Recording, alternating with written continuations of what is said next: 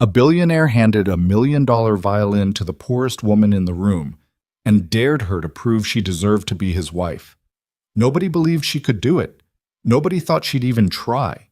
And nobody, not even Nathan Holloway himself, was prepared for what happened the moment that bow touched the strings. If you've ever been underestimated, ever had to swallow your pain and keep walking, this story is for you. Hit like, drop your city in the comments, and stay until the very end, because this is one journey you won't want to miss a single second of. The champagne was already cold before Clara Brooks even touched it. She'd been carrying trays for 6 hours straight, heels blistering inside shoes that were half a size too small, her black uniform damp at the collar from the kitchen heat, her hair pinned so tight at the back of her skull that a low-grade headache had been building since 7 o'clock. The Holloway estate was the kind of place that made working people feel invisible, which was usually fine by Clara. Invisible was exactly what she preferred. The ballroom of Holloway Manor stretched 3 stories high, its ceiling draped in cascading ivory fabric and threaded with thousands of warm lights that made everything look like the inside of a dream, or a very expensive nightmare, depending on where you were standing. If you were standing near the bar with a glass of Krug in your hand and diamonds at your throat, it was probably the former. If you were standing near the kitchen entrance with a tray of those same glasses and blisters on your feet, it was definitely the latter. Clara was 30 years old, and she had learned, over the years, to move through spaces like this one without making eye contact, without making sound, without making any impression at all. She had a gift for disappearing in plain sight. It had kept her employed. It had kept her safe. It had kept her from having to answer certain questions about herself that she wasn't ready to answer. She picked up a fresh tray from the kitchen pass-through, squared her shoulders, and walked back into the light. The party was in full swing. Nathan Holloway's 32nd birthday, as announced by the gold-embossed invitations that had apparently circulated across 3 states, was not so much a celebration as it was a demonstration of wealth, of influence, of the particular kind of social gravity that pulls people into orbit around one man and keeps them there, smiling, whether they want to be or not. Clara had heard about Nathan Holloway the way most people hear about landmarks, through other people, through the background noise of a city that couldn't stop talking about him. He'd inherited a mid-size real estate firm at 24 after his father's death, then spent the next 8 years doing something nobody had expected. He made it enormous. Not through luck, not through inherited connections, but through a combination of relentless work and a particular kind of cold, precise intelligence that people who worked for him described with a mixture of respect and wariness. He had turned vacant lots into skylines. He had bought bankrupt hotels and turned them into the kind of places that made architecture magazines. He had done all of it while raising a daughter alone after his wife, Elaine, died of a brain aneurysm when their little girl was 18 months old. People in this city talked about Nathan Holloway's grief the same way they talked about his money, with a kind of reverent distance, as though it were too large a thing to approach directly. Clara didn't think about any of that. She thought about getting through the next 2 hours without spilling anything. She moved along the edge of the room, offering champagne to guests who barely glanced at her. A senator's wife took a glass without breaking eye contact with the woman she was talking to. A venture capitalist in a midnight blue tuxedo waved her away like she was a slow fly. Clara kept moving, keep smiling at the floor, get through the night, go home. She was circling back toward the far side of the room when she saw him for the first time. Nathan Holloway was standing near the grand fireplace, a glass in his hand that she could tell he hadn't really been drinking from. It was still too full, the condensation too minimal. He was taller than she'd imagined from the photographs she'd seen on the estate's internal notice boards, and darker in coloring. Black hair with the first faint threads of silver at the temples. Dark eyes that were doing what Clara recognized immediately as the thing people do at parties they don't entirely want to be at. They were present, they were polite, they were somewhere else. He was handsome in the way that certain men are handsome when they're not trying to be. A little rough at the jaw, a little tired around the eyes. Not the polished kind of handsome that sits in a room like a piece of furniture, the kind that shifts and changes depending on the light, the kind that's more interesting the longer you look at it. Clara didn't look long. She looked away, kept moving, and that might have been the end of it. One more night in a long string of nights that she would not remember. except for what happened next. The woman's name, Clara would later learn, was Veronica Ashworth. She was 35, the daughter of a hedge fund manager, and she had been attached to Nathan's social circle for the better part of 2 years in a capacity that seemed deliberately ambiguous. She was beautiful in a way that required effort and money, and made sure you knew it. She wore a red dress that evening that cost more than Clara made in 4 months, and she wore it with the particular confidence of someone who expected the room to organize itself around her. She was mid-sentence, mid-laugh, mid-gesture, when she stepped backward directly into Clara's path. The tray tilted. Clara's wrist compensated. She'd been doing this long enough that her body reacted before her brain did. But it wasn't enough.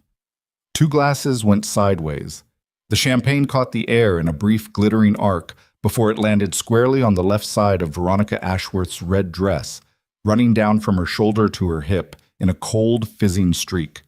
The conversation around them stopped. Not all at once. It rippled outward in a wave of sudden silence, people turning, glasses pausing halfway to lips. Veronica went very still. Then she turned slowly, and the expression on her face was not anger exactly. It was something more controlled than anger. It was the particular expression of a person who has decided how this is going to go and is already several steps ahead. She started. "I'm so sorry," Clara said immediately. She was already reaching for the cloth at her waist, already moving to help, her voice low and direct. "I'm so sorry. It was completely my fault. Don't touch me." Veronica's voice was quiet and absolute. Clara stopped. She stood with the cloth in her hand and the empty tray at her side, and felt the weight of every set of eyes in the immediate vicinity bearing down on her. "Do you have any idea what this dress cost?" Veronica said. "I'll take care of the dry cleaning, of course, and any—" "Dry cleaning," Veronica laughed, a short, incredulous sound. "This is a Valentino, darling. It doesn't get dry cleaned, it gets destroyed." She looked at Clara with open contempt. "Can you even afford to replace it?" The honest answer was no. The honest answer was that Clara's entire month's salary might cover a third of what that dress cost, if she was lucky. She said nothing. "That's what I thought," Veronica said. It was around this moment that Nathan Holloway crossed the room. Clara noticed him coming the way you notice a change in air pressure. Something shifted in the crowd, a small parting, the energy of the room adjusting slightly. He moved without urgency, his hands relaxed at his sides, his face giving nothing away. He stopped about 3 feet from where Clara was standing and looked at the situation with the calm, assessing expression of someone who is used to problems presenting themselves and expecting him to solve them. "Everything all right?" he said. His voice was lower than she'd expected, even and measured, but not warm exactly, not cold either, just level. "Your staff," Veronica said, "just ruined an irreplaceable garment." "It was an accident," Clara said, and immediately regretted speaking because now his eyes moved to her, and she found she did not entirely know what to do with the quality of his attention. It was thorough without being rude. It landed on her the way very few people's attention did, as though she were actually there. "Of course it was an accident," he said, and for 1 second Clara thought that was going to be the end of it. A graceful defuse. Everyone moves on, but then something happened that she didn't understand until later, when she had more context for who Nathan Holloway was and what that night meant to him. Later, she would wonder if he'd had too little sleep or too much to drink, or if the weight of another birthday without Elaine had done something strange to his judgment. She would never know for certain. What she knew was this: he looked at her, really looked at her, and said something that no one in that ballroom expected. "You're Clara Brooks, aren't you?" he said. "You've been on the staff here for, 3 months?" "4, she said carefully. He nodded slowly. "My daughter talks about you." This was news to Clara. She'd exchanged maybe 8 words total with Lily Holloway, a quiet 6-year-old with her father's dark eyes who sometimes wandered into the wrong wing of the house and watched the kitchen staff work from a careful distance, as though she were studying them. "She says you hum when you clean the east hallway." Something shifted in his expression, not quite a smile. "She says it sounds like classical music." Clara said nothing. The back of her neck was hot. And then and this was the part she would replay in her mind for weeks afterward, trying to understand it. Nathan Holloway turned and walked to the far wall, where a glass cabinet stood between two tall windows. He took a key from his jacket pocket, unlocked it, and removed something that made the people nearest to him go quiet in a different way than before. Not the silence of spectacle, the silence of recognition. It was a violin. Not just any violin. Even from a distance, even to someone who had spent years trying not to think about such things, Clara could see the age and the quality of it. The amber depth of the varnish, the proportions that were slightly different from a modern instrument, the particular way the light moved across its curves. It was old. It was extraordinary. And the way Nathan Holloway held it, carefully, but not like someone who played. Like someone who had learned to carry something precious without understanding what it was, told her everything about where it had come from and what it meant to him. He walked back across the room and held it out to her. The silence was complete now. Someone near the bar had stopped mid-sentence with their mouth still open. "My mother was a violinist," Nathan said. "She believed that music was the most honest thing a person could offer, that you can tell everything about a person by how they play." He kept his eyes on Clara's face. "So I'll make you a deal." Clara's voice came out steady, which surprised her. "What kind of deal?" "Play something." He nodded toward the violin in his hands. "If you can make this room feel something real, not polite, not impressed, real, I'll personally cover whatever damage was done tonight, every cent, and I'll make sure Veronica understands it was not your fault." A ripple of laughter moved through the crowd. Not all of it mean, but most of it. The kind of laughter that comes from the certainty that what's happening is absurd, that the outcome is already obvious, that this is going to be entertaining precisely because it's going to be terrible. "And if I can't?" Clara said. He looked at her evenly. "Then you can't. And we'll handle it some other way." Veronica made a sound of amused disbelief. "Nathan, for heaven's sake!" "And," he said, and here his voice changed slightly, dropping half a register, taking on a quality that silenced Veronica mid-breath. "If you play it the way I think you might be able to play it, if you play it the way my mother would have wanted someone to play it, I'll give you something worth considerably more than an apology." Someone near the front whispered something. Clara couldn't hear what. "What are you offering?" she asked. He said it simply, without drama, which made it stranger than if he'd been theatrical about it. "Marry me." The laughter that followed was loud, genuine, even, the kind that fills a room without restraint, the kind that has nothing to do with cruelty but is cruelty anyway, because of what it assumes. It assumed that this was funny. It assumed that the outcome was obvious. It assumed that the woman standing there with an empty tray and a half-size too small shoes and champagne on her fingers was not the kind of person who could do what was being asked, had never been the kind of person who could do it, and never would be. Clara let the laughter go on for a moment. She set her tray down on the nearest surface, a small side table with a bronze lamp on it. She took the violin from Nathan Holloway's hands. She didn't look at the room. She didn't look at Veronica, whose expression had shifted from amusement to something sharper and harder to name. She didn't look at Nathan, whose face had gone very still in a way that might have been curiosity or might have been something else entirely. She looked at the violin. Her hands knew it before her mind caught up. The weight of it, the specific balance point, the way the chin rest settled, all of it fed back to something in her muscle memory that she had spent years carefully burying. Her left hand found the neck. Her right hand took the bow from where Nathan had been holding it loosely at his side, which was where she'd known it would be. She tightened the bow hair a quarter turn from where it sat. It needed more rosin. She could feel the slight resistance, but it would do.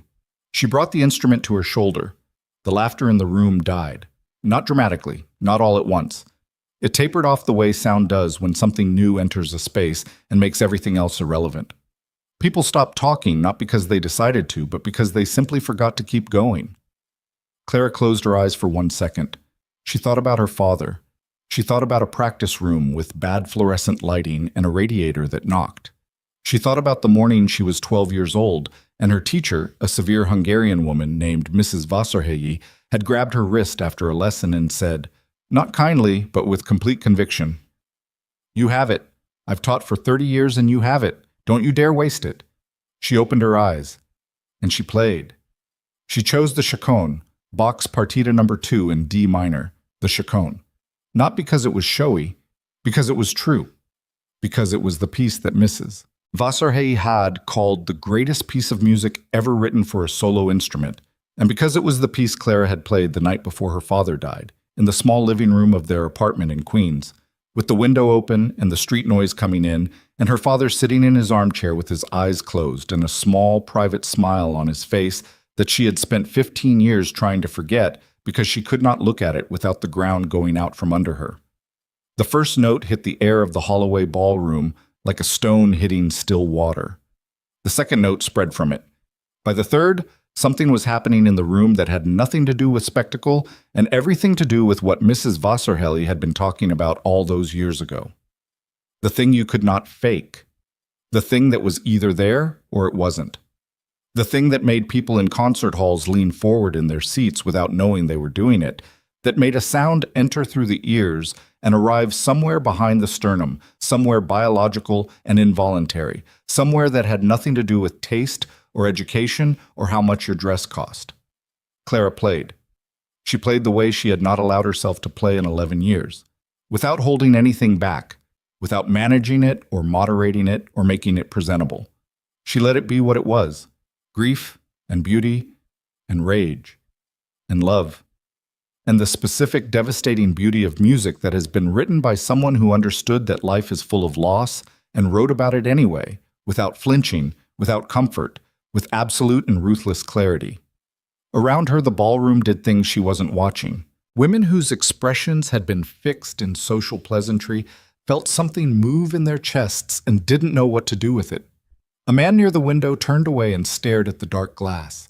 Veronica Ashworth stood with her arms crossed and her jaw tight, and her eyes doing something she would have denied if you'd pointed it out. The senator's wife, who had not looked at Clara once all evening, stood completely still with a champagne glass forgotten in her hand, and Nathan Holloway stood where he'd been standing when he handed her the violin, and did not move, and did not look away. His mother had loved Bach. Margaret Holloway had loved this piece specifically. He remembered that now with a force that surprised him, a memory surfacing from somewhere deep and specific. Being 10 years old, sitting at the top of the stairs in this very house, listening to his mother practice in the music room below, this exact piece, the notes rising through the floorboards, filling the walls. He remembered falling asleep to it once. He remembered the way the house had felt different when she played. Larger, somehow, more real. His mother had been dead for 9 years. He had not opened that cabinet in 2 of them. He stood in the ballroom of his own house and listened to a woman he had underestimated play his dead mother's violin with a precision and a depth of feeling that made the floor feel temporarily uncertain beneath him. And he understood, in the way you understand things that come from outside your plans and your control, that something had just changed. He didn't know what yet. He just knew it had.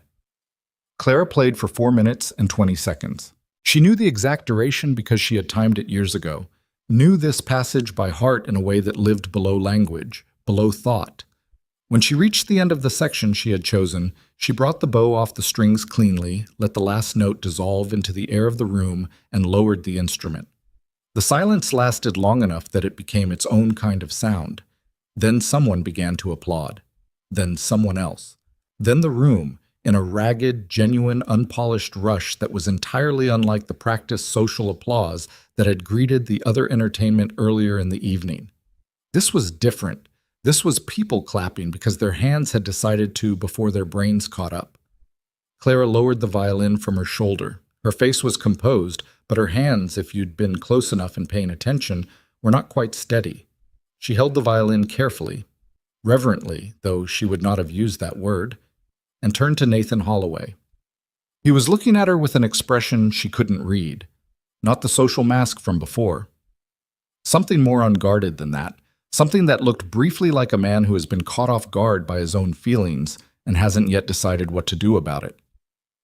"That was my mother's favorite piece," he said. His voice was level but slightly rougher than before. "I know what it is," she said. "I've known it since I was 9. A pause. "Where did you train?" She looked at him steadily. Juilliard. Something moved through the crowd at that. A murmur, a recalibration. And after? He asked. After, she said carefully, I stopped. He didn't push it. Something in his face said he understood that there were things people stopped doing for reasons that didn't fit neatly into conversation, and that pressing on those reasons in a room full of people was not something he was going to do. Veronica Ashworth chose this moment to reassert herself. She laughed, a controlled, practiced sound. Well, very impressive, but I think we can all agree that a party trick is not exactly— I made a deal, Nathan said. He didn't raise his voice. He didn't look at Veronica. Veronica went quiet. He looked at Clara. I made a deal. Clara looked back at him. In the years that followed, she would remember this moment with a kind of bewildered clarity. The moment before everything changed, when she could still have handed the violin back and walked to the kitchen and finished her shift and gone home and kept her life exactly as small and safe as she'd built it to be. You weren't serious, she said. It wasn't quite a question. I was entirely serious. He didn't say it like a man making a declaration. He said it like someone stating a fact that has surprised him slightly, but that he intends to stand behind. Though I understand if you aren't. Around them, the room had shifted into a different kind of silence. The laughter was gone. In its place was something more complicated.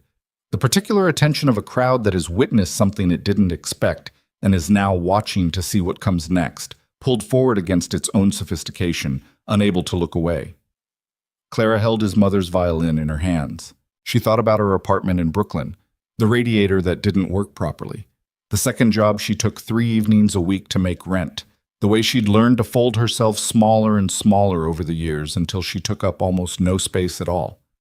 She thought about her father's photograph on her nightstand, the one from a Sunday afternoon in the park, him squinting into the sun with a hot dog in his hand, laughing at something off camera. And the way she still talked to it sometimes when things were bad, which was a habit she was slightly embarrassed by and had no intention of stopping. She thought about the violin under her chin 4 minutes ago and the way it had felt to stop holding it back. I need to finish my shift, she said. It was not the answer anyone in the room was expecting. Veronica made a strangled sound. Several guests exchanged glances. Nathan Holloway blinked once, slowly, and then, for the first time all evening, in a way that changed the whole architecture of his face, he almost smiled. Of course, he said. Clara handed the violin back to him carefully, making sure his hands were fully around it before she released her own. She picked up her tray from the side table. She smoothed her uniform with her free hand.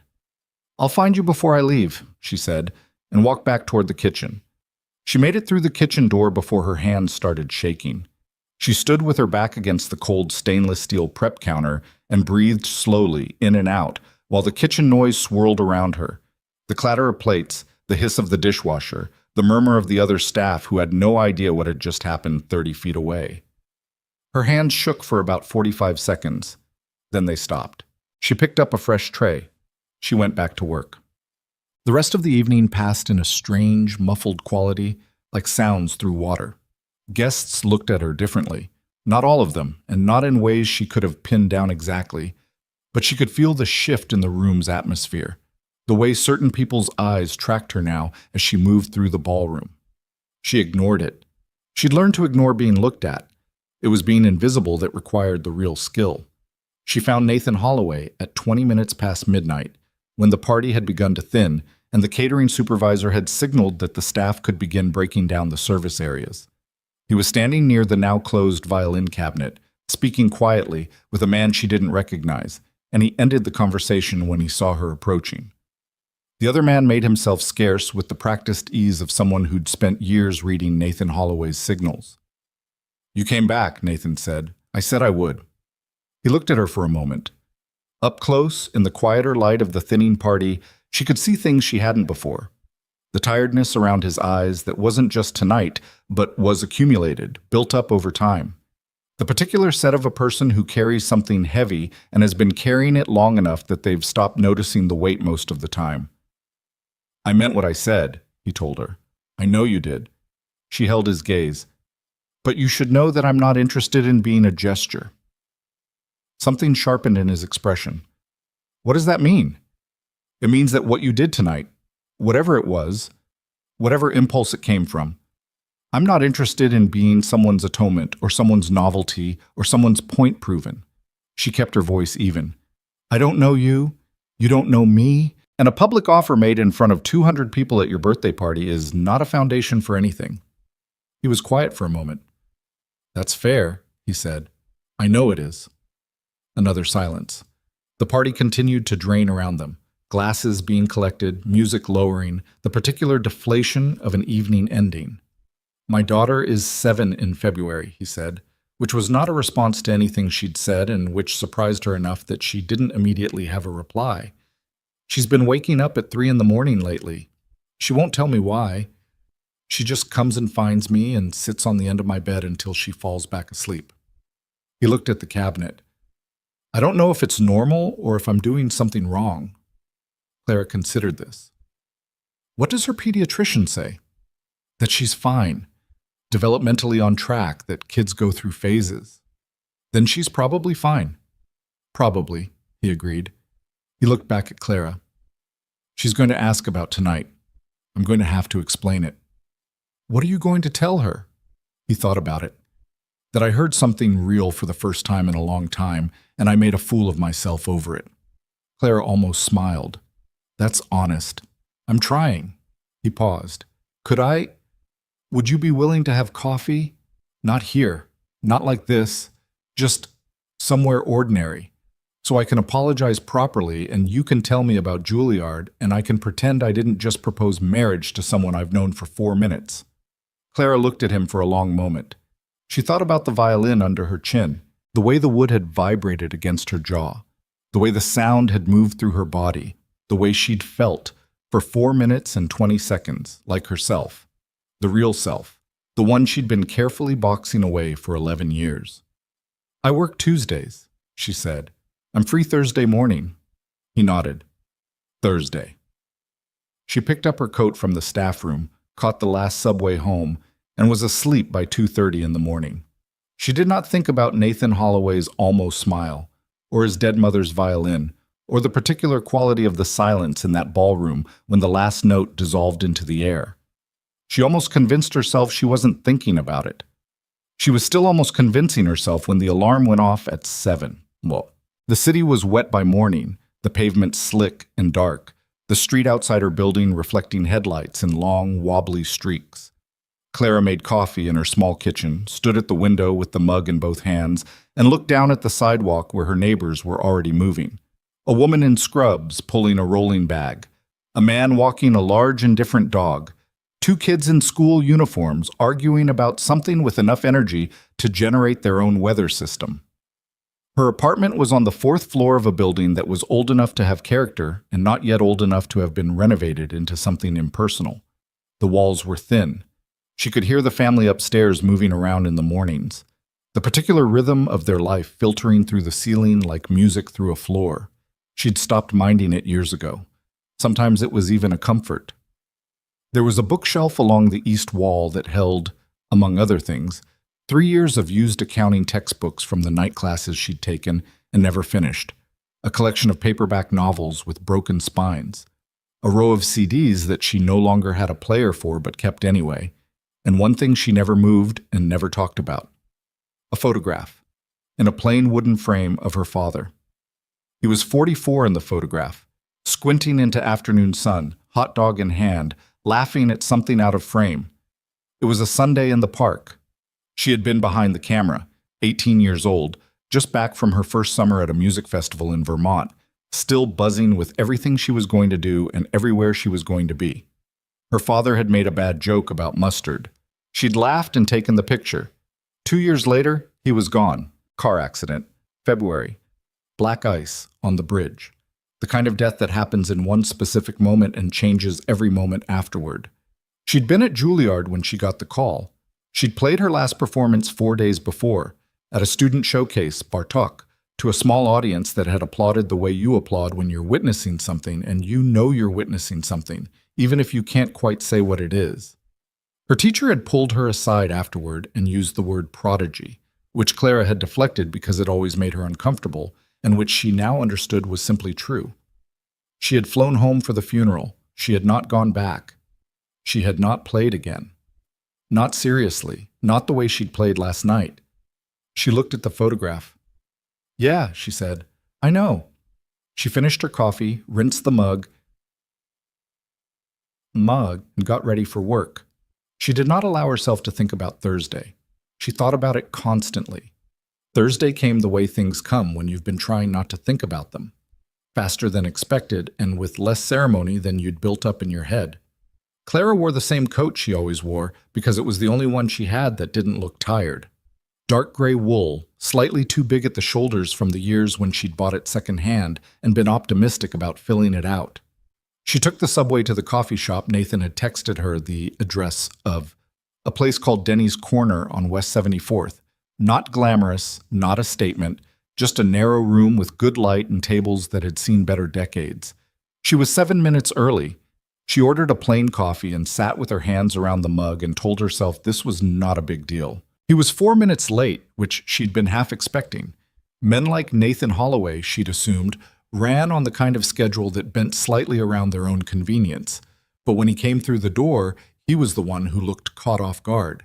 Hair not quite settled, jacket slightly rushed.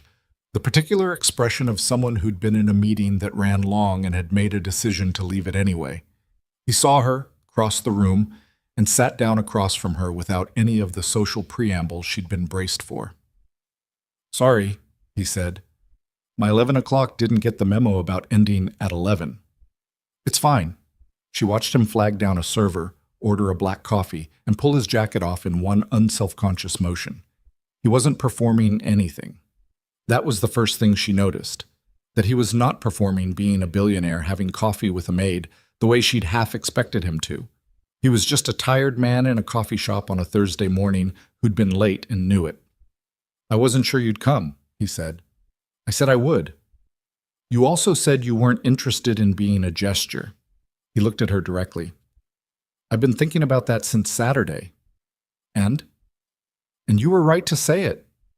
He wrapped both hands around his coffee mug when it arrived, the same way she was holding hers, which she noticed and didn't comment on. "What I did was, I don't know what it was, entirely. I've been trying to figure it out." "Take your time," Clara said, which came out drier than she intended. He almost smiled. "It wasn't meant as a joke," he said. "I want to be clear about that. I know it looked like one. It looked like a man at his own birthday party who'd had enough champagne to make a dramatic gesture in front of 200 people. I hadn't had that much champagne. Then it looked like a man who does dramatic things without champagne, which is arguably worse." He was quiet for a second, and then he laughed. A short, genuine sound that was nothing like the polished social performance she'd seen fragments of at the party. It was the laugh of someone who actually found something funny. It changed his face completely, and she noted this the way she noted most things, carefully and without letting it show. "That's fair," he said. "That's accurate." She let the moment settle before she said anything else. Outside, the Thursday traffic moved past the window in its usual indifferent stream. Someone at the next table was eating a croissant with an intensity that suggested they'd skipped breakfast. The coffee was good, stronger than she usually made it herself, with a slight bitterness that she liked. "Your mother played violin," she said. How long had it been since someone played that instrument? Something shifted in his face. He looked at his mug. 2 years, maybe 2.5. Who played it before? My mother. She died 9 years ago. Pancreatic cancer, fairly fast. He said it with the directness of someone who's delivered this information enough times that the saying of it no longer does what it used to do, even if the fact of it still does. She played until about 6 months before she died. Then her hands started. She lost some dexterity. She stopped. She never played again after that. Clara nodded. She didn't say she was sorry. He looked like a man who had heard that a sufficient number of times. "Why did you keep the violin in the cabinet?" she asked. He turned the mug slightly in his hands. "Because I couldn't figure out what else to do with it. Donating it felt wrong. Selling it was obviously not happening. Leaving it out felt, I don't know, exposing it to something. To being seen." He looked at her. "Yeah, Exactly. The conversation opened from there the way conversations do when both people have stopped pretending they're somewhere they don't want to be. He asked about Juilliard, and she told him, carefully, selectively, the way you tell someone about a part of your life that still has some live wiring in it. She told him about arriving at 17 from Queens with a scholarship and a single suitcase and the absolute conviction that she knew what her life was going to look like.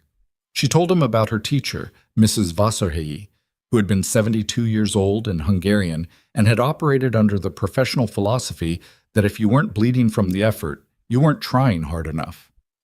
She told him about the first time she'd played in the recital hall, the specific quality of the silence before the first note, the way it seemed to have weight, the way she'd learned to use it. She did not tell him about her father. Not yet. He told her about his daughter. Lily was 6. Clara had been told 7 in February, which was still almost 3 months away. And she was, Nathan said, the most serious person he had ever encountered in his life, including in professional settings. She had opinions about things. Strong, reasoned, slightly unnerving opinions, delivered in a small, clear voice that she'd apparently inherited from her mother. She liked building things with her hands. She liked the upstairs library. She'd recently decided that she wanted to learn chess, and Nathan had bought her a board and a beginner's book, and she had spent one weekend reading the book cover to cover before informing him that the author's explanation of the Sicilian defense was, quote, not very clear. She's 6, Clara said. I know. He looked genuinely baffled by it in a way that was clearly ongoing. I don't know where she gets it. My wife was very sharp, very direct, but Lily took that and added something her own. What was her mother like? Clara asked, and then immediately reconsidered. You don't have to. No, it's fine. He set his mug down. She was funny. Dark sense of humor, very dry. She could make you feel like the smartest person in the room and then turn around and say something that made you realize she'd been 3 steps ahead the whole time. He paused. She was 31 when she died. Lily was 18 months. She never got to know her. Clara said nothing. Sometimes there was nothing to say that wasn't just noise. Lily asks about her, Nathan continued. Not all the time, but regularly. She has photographs in her room. She talks to them sometimes. He stopped as though he hadn't meant to say that last part and looked briefly uncomfortable. Sorry, my father has been dead for 11 years, Claire said. I still talk to his photograph. He looked at her. It's not strange, she said. It's just what people do. The silence between them was different after that. Not the careful, assessed silence of strangers, but something more like the silence between people who have accidentally shown each other something real and are deciding whether to be embarrassed about it. He was not the man she'd expected. That was the problem, or not the problem. The complication. She'd expected someone who'd assembled himself entirely, who had no loose parts, who existed at a remove from ordinary human experience, and was fine with that. Instead, she was sitting across from someone who didn't know why his daughter woke at 3 a.m, who kept his dead mother's violin locked in a cabinet because he didn't know what else to do with it, who had made a completely unhinged proposal to a stranger at his own birthday party and was now trying to figure out what he'd actually meant by it. He was a mess in ways that were specific and recognizable, and nothing like the caricature of wealth and control she'd been prepared for. This, she told herself firmly, was not necessarily a reason to do anything. They stayed at Denny's Corner for 2.5 hours. She was late for her shift at the second job, a cafe near the Barclays Center where she picked up 3 evening shifts a week, and she had to leave abruptly, gathering her coat and her bag and apologizing. And he stood when she stood, which was a small thing and an old-fashioned thing, and she noticed it anyway. Can I? He started. Thursday next week, she said. Same time. He sat back down. Same time, he agreed. She was halfway out the door before she heard him say, quietly, to no one in particular, or possibly to himself. She plays Bach like she's having an argument with it. She kept walking. She was smiling before she hit the sidewalk, which she told herself was involuntary and didn't count. The weeks that followed moved in a rhythm that Clara hadn't anticipated and didn't know what to do with. Thursdays at Denny's Corner, then Thursdays became occasional evenings when Lily was with Nathan's housekeeper, Then an afternoon at the estate when Clara was between shifts and Nathan had wanted to show her something in the library that she still wasn't entirely sure was a pretext or not. It probably was. She didn't especially mind. She found herself thinking about things she hadn't thought about in years. Not just the music, though that was part of it. The reawakening of something she'd worked to keep quiet was its own complicated process, like sensation coming back to a limb that's been asleep too long, part relief and part something close to pain. She thought about what it meant to want something again. She thought about whether wanting was the same as allowing yourself to want it, and whether there was a version of this, of Nathan, of Lily, of whatever was assembling itself between them, that she could inhabit without losing the careful architecture of the life she'd built around her own survival. She was not a person who had been waiting to be rescued. She needed to be clear about that, at least to herself. The life she had in Brooklyn, the 2 jobs, the thin walls, the photograph on the shelf, she had built that. It was small, and it was insufficient in ways she didn't let herself dwell on too often, but it was hers, and it held. What she was less sure about was what she was building toward, whether she was building toward anything at all. Lily found her on a Saturday in December. Nathan had invited Clara to the estate for a late afternoon, vague about the specifics, which she was learning was a thing he did when he wanted company, but felt awkward about asking directly for it. She'd been in the library for about 20 minutes, ostensibly looking at an architectural history book that Nathan had mentioned, when the door opened 6 inches and a small face appeared at exactly the height you'd expect from a 6-year-old standing on her toes slightly. Lily Holloway had her father's dark eyes and her mother's expression, that particular quality of assessing someone without committing to a verdict. She looked at Clara with the focused attention of a person who has decided to investigate something. "You're Clara," she said. Not a question. "I am," Clara said. Lily pushed the door open fully and came into the room. She was wearing a sweater with a small embroidered fox on the chest and socks with individual toes, which Clara's brain registered and filed as an interesting detail. She walked to the armchair across from where Clara was sitting and sat in it, folding her hands in her lap with a composure that was genuinely, slightly alarming. "My father said you played Grandma Margaret's violin," Lily said. "I did." "He said you played it well." "That's kind of him." Lily tilted her head slightly. "He doesn't usually say things to be kind. He says things because they're true." Clara looked at her. "That's a sophisticated distinction." "I know what sophisticated means," Lily said, not unkindly. "My dad played me a recording of the chaconne once. He said his mother used to play it, and he wanted me to know what it sounded like." She paused. "I cried." "It'll do that." "He cried too, but he thought I wasn't watching."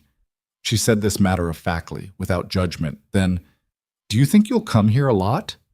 Clara considered the question seriously, because it was asked seriously. "I don't know yet." "Okay." Lily seemed to accept this. "I think my dad likes you." "I think your dad doesn't entirely know what he wants yet." Lily considered this. "That's true," she said. "He sometimes decides things before he knows why he's deciding them." A pause. "Like the violin." "Like the violin," Clara agreed. They sat together in the library for a while after that, Clara with her book and Lily with a chess problem she'd brought in her pocket, which she unfolded and studied with the intensity of someone diffusing something. It was comfortable in a way that caught Clara slightly off guard, comfortable in the specific way that being in a room with someone who doesn't need anything from you is comfortable. Lily didn't want conversation or performance or reassurance. She wanted proximity, and she wanted to work on her chess problem, and she was apparently content with those 2 things coexisting. Nathan found them like that when he came looking 20 minutes later. He stood in the doorway and looked at his daughter and Clara sitting in matching reading chairs in the afternoon light. And something moved through his expression that he didn't have time to put away before Clara noticed it. "She found me," Clara said. "She usually does," he said. Lily did not look up from her chess problem. "You were having a conversation and kept stopping in the middle of sentences," she said to her father. "It was making me tired." Nathan looked at Clara. Clara looked back at him. There was nothing particularly to say. He came into the room and sat on the arm of the sofa nearest Lily, And the three of them stayed in the library until the light went blue outside the windows and Lily fell asleep in her chair with the chess problem still in her hand. And neither Clara nor Nathan moved to disturb it, because some things are better left exactly as they are. It was in this slow, accumulating way that Clara Brooks made her way into the life of Holloway Manor.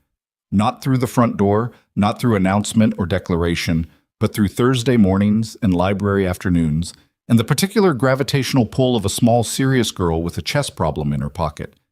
And it was in this slow, accumulating way that Veronica Ashworth began to pay attention. She had been watching since the night of the birthday party. Not openly. Veronica was far too skilled at the social landscape to do anything openly that she intended to do effectively. She had watched with the patient, peripheral attention of someone cataloging a threat, assessing its dimensions, deciding on the appropriate response. She had underestimated Clara Brooks once. She did not intend to do it again.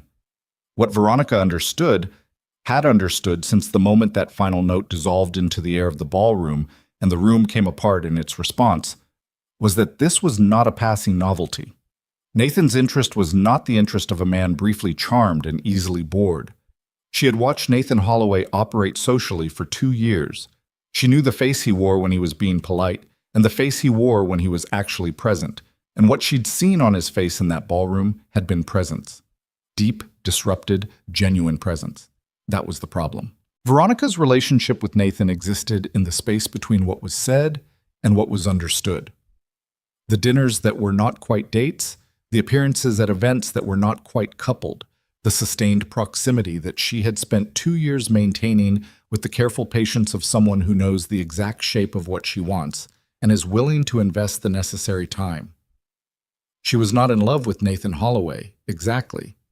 She was in love with what Nathan Holloway represented, the stability, the standing, the particular life that his name and his money and his manner could provide. She was 35. She was running out of patience for the slow game. And now there was a woman who had come in through the service entrance and played a dead woman's violin and made the entire room forget itself. And Nathan Holloway was having coffee with her on Thursday mornings, like a man who has discovered something he didn't know he was looking for. Veronica had drinks with 2 of her oldest friends in mid-December, a dinner at a restaurant in Midtown that was the kind of place where the tables were far apart and the prices were not listed. One of those friends, a woman named Petra, who worked in event management and moved through the city's social world like a very elegant fish in its natural water, mentioned that she'd heard Clara Brooks had actually been a prodigy once, a serious one. Juilliard, apparently, Petra said, full scholarship. There was talk of her being, exceptional, truly exceptional, and then she just vanished. What happened? Veronica asked. Petra shrugged. Some sort of family tragedy, I think. Father died. She never went back. Veronica filed this away without showing that she was filing it. She steered the conversation elsewhere and spent the rest of the dinner being charming and excellent company and drove home thinking about what you could do with information like that, how you could use it. She wasn't sure yet, but she would figure it out. She was very good at figuring things out. Meanwhile, Clara was having her own reckoning. She'd been carrying it since the night of the party, this particular awareness that something she'd buried was no longer buried. The Chaconne had cracked something open, and the weeks since hadn't closed it. She found herself noticing music again in the way she'd stopped noticing it. The specific way a string quartet coming out of someone's open window could stop her on the sidewalk. The way the piano player at the cafe near her building sometimes played in the early morning when they thought no one was listening, and she would hear it through the wall of her apartment and feel it somewhere below her ribcage like a hand pressing down. She started listening again. Real listening, not background. She'd find herself on the subway with her earbuds in and a recording of Hilary Hahn playing Brahms, and she'd close her eyes and track every decision in the performance, every choice about timing, about weight, about where the breath was. And she would feel the ghost of her own hands responding to it, her left hand sometimes moving slightly against her thigh, her bow arm feeling the phantom pull. She had not touched a violin since the party. Not because she was afraid exactly, but because she understood that if she started again, she was going to have to decide something about what that meant. She'd been putting off the deciding. It was Nathan who made her stop putting it off, though not directly and not intentionally. He called her on a Tuesday evening in late December. Unusual, because they mostly texted, had established a kind of low-pressure communication rhythm that didn't require either of them to be more available than they wanted to be. "Sorry to call," he said. "Is this a bad time?" "I'm not doing anything." She was sitting on her kitchen counter eating cereal because she'd forgotten to go to the grocery store, which she did not volunteer. "I had a conversation with Lily tonight." He sounded like a man who has had a conversation that he's still in the middle of processing. "She asked me if I was going to marry you." Clara set her bowl down. "What did you tell her?" "I told her I didn't know." A pause. She said okay and went back to her chess problem, but she looked... He stopped. "She's been looking for something," he said, "for a long time. I can see it in her. She doesn't talk about it because she doesn't want to make me feel bad, which is very Lily. She's been protecting my feelings since she was about 4, I think, but she's been looking." Clara said nothing. "I don't want to put that on you," he said. "I want to be clear that I'm not asking you to be something for her. That's not fair to either of you." "But," Clara said, because there was clearly a but. "But I wanted you to know, because I think you should have the full picture of what you're deciding, if you're deciding anything." She sat with that for a moment. The kitchen was quiet. The radiator knocked twice. Somewhere upstairs the family was running a bath. She could hear the pipes. "Nathan," she said, "why did you really give me that violin?" He was quiet long enough that she could hear him breathing. "Because she was playing it in my memory that night," he said, "my mother. And I thought, I don't know. I thought if someone else played it the way she played it, maybe it would..." He stopped again. It sounds true," Clara said. Another silence. "Yeah," he said. It was. After they hung up, Clara sat on her kitchen counter for a while in the quiet of her apartment, with her father's photograph at the edge of her vision, and the radiator knocking, and the bath running upstairs. She thought about the practice rooms at Juilliard with their terrible fluorescent lights. She thought about the specific quality of a fully resonant violin note in an empty room, the way it seems to fill space more completely than any other sound, the way it seems to argue that even something this brief and this fragile is worth the effort of making. She thought about her father's face in that photograph, the hot dog, the squinting, the laugh. She got down from the counter and went to her bedroom closet. On the top shelf behind a box of winter sweaters and a set of sheets she'd bought optimistically and never used was a case, black, hard-sided, old, with 2 latches that had a particular resistance she remembered in her hands as soon as she touched them. She lifted it down. She sat on the edge of her bed and looked at it for a long time. Then she opened it. The violin inside was not worth a fraction of what Margaret Holloway's instrument was worth. It was a student-grade instrument she'd bought for herself at 19 with money saved from a summer waitressing job the year before her scholarship came through and she could access the school's instrument loans. It had a small repair at the seam near the upper bout, made by a luthier in the East Village who'd charged her $40 and done a fine job. The bow hair was probably dried out. The strings would need replacing. She lifted it out anyway, held it at her side, not at her shoulder, just held it. The weight of it was exactly what she remembered. Some weights are like that. They don't change, no matter how long you've been away from them. She didn't play that night. She wasn't ready for that yet. But she sat with it in her hands for a long time, until the bath upstairs stopped running and the building went quiet around her, and something that had been locked in a specific position for 11 years shifted slightly, the way ice shifts in late winter. Not gone, not warm, but less fixed than it was the moment before. The next morning, she called a music shop on West 48th and asked about strings. And in her bedroom in the estate, a 6-year-old girl with her father's dark eyes put her chess problem down, looked at the photograph of her mother on the nightstand and said, quietly, and with complete certainty, "I think something's going to be different now."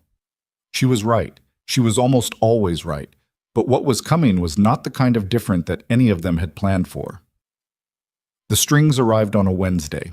Clara had ordered them online, dominant medium gauge, the same brand she'd used at Juilliard because some habits burrow in too deep to argue with, and they came in a small padded envelope that she left on her kitchen table for 2 days before she opened it. Not because she'd forgotten, because she was still negotiating with herself about what opening them meant. She changed the strings on a Friday evening with the television on in the background for company, her hands remembering the process with the same muscle memory that had remembered everything else. The precise angle of the peg, the specific tension to wind to before tuning, the way you stretch new strings by pulling them gently away from the fingerboard so they settle faster. She tuned it by ear, which took longer than it would have with a tuner app, but felt more honest. Then she sat on the edge of her bed with the violin in her lap and the bow in her right hand and did not play for about 4 minutes, which was its own kind of practice. When she finally brought it to her shoulder, she started with scales. Not the chaconne, not anything with weight or memory attached to it, just scales. G major, 2 octaves, slow. She played with about 60% of her normal bow pressure, carefully, the way you put weight on a leg you've injured to check if it'll hold. It held. She moved through D major, A major, the relative minors. Her intonation was slightly off in the upper positions. 11 years of disuse had cost her some of the automatic calibration, but the sound was there. The basic architecture of it was there.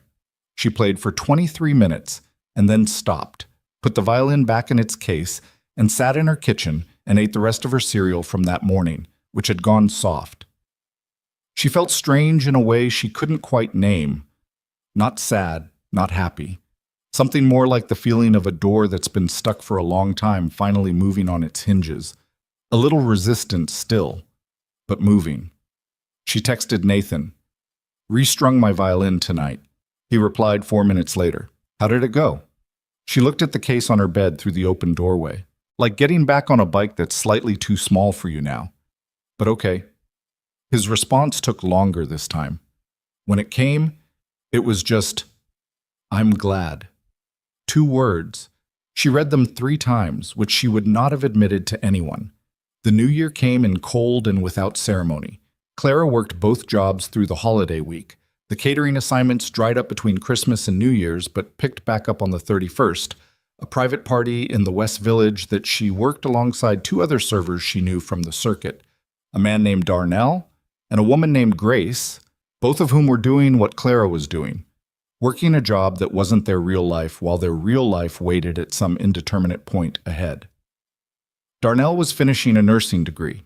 Grace was writing a novel that she'd been writing for 4 years and that she described, with more affection than bitterness, as the world's most patient manuscript. They worked together efficiently, the way people do when they share the particular solidarity of the service industry. And at the end of the night stood outside on the sidewalk for 15 minutes in the cold while they waited for their rides home, passing a thermos of coffee that Darnell had brought. "You seem different," Grace said to Clara, studying her with the particular attention of someone whose job is observing people closely. "Different how?" "Less sealed." Grace accepted the thermos back from Darnell.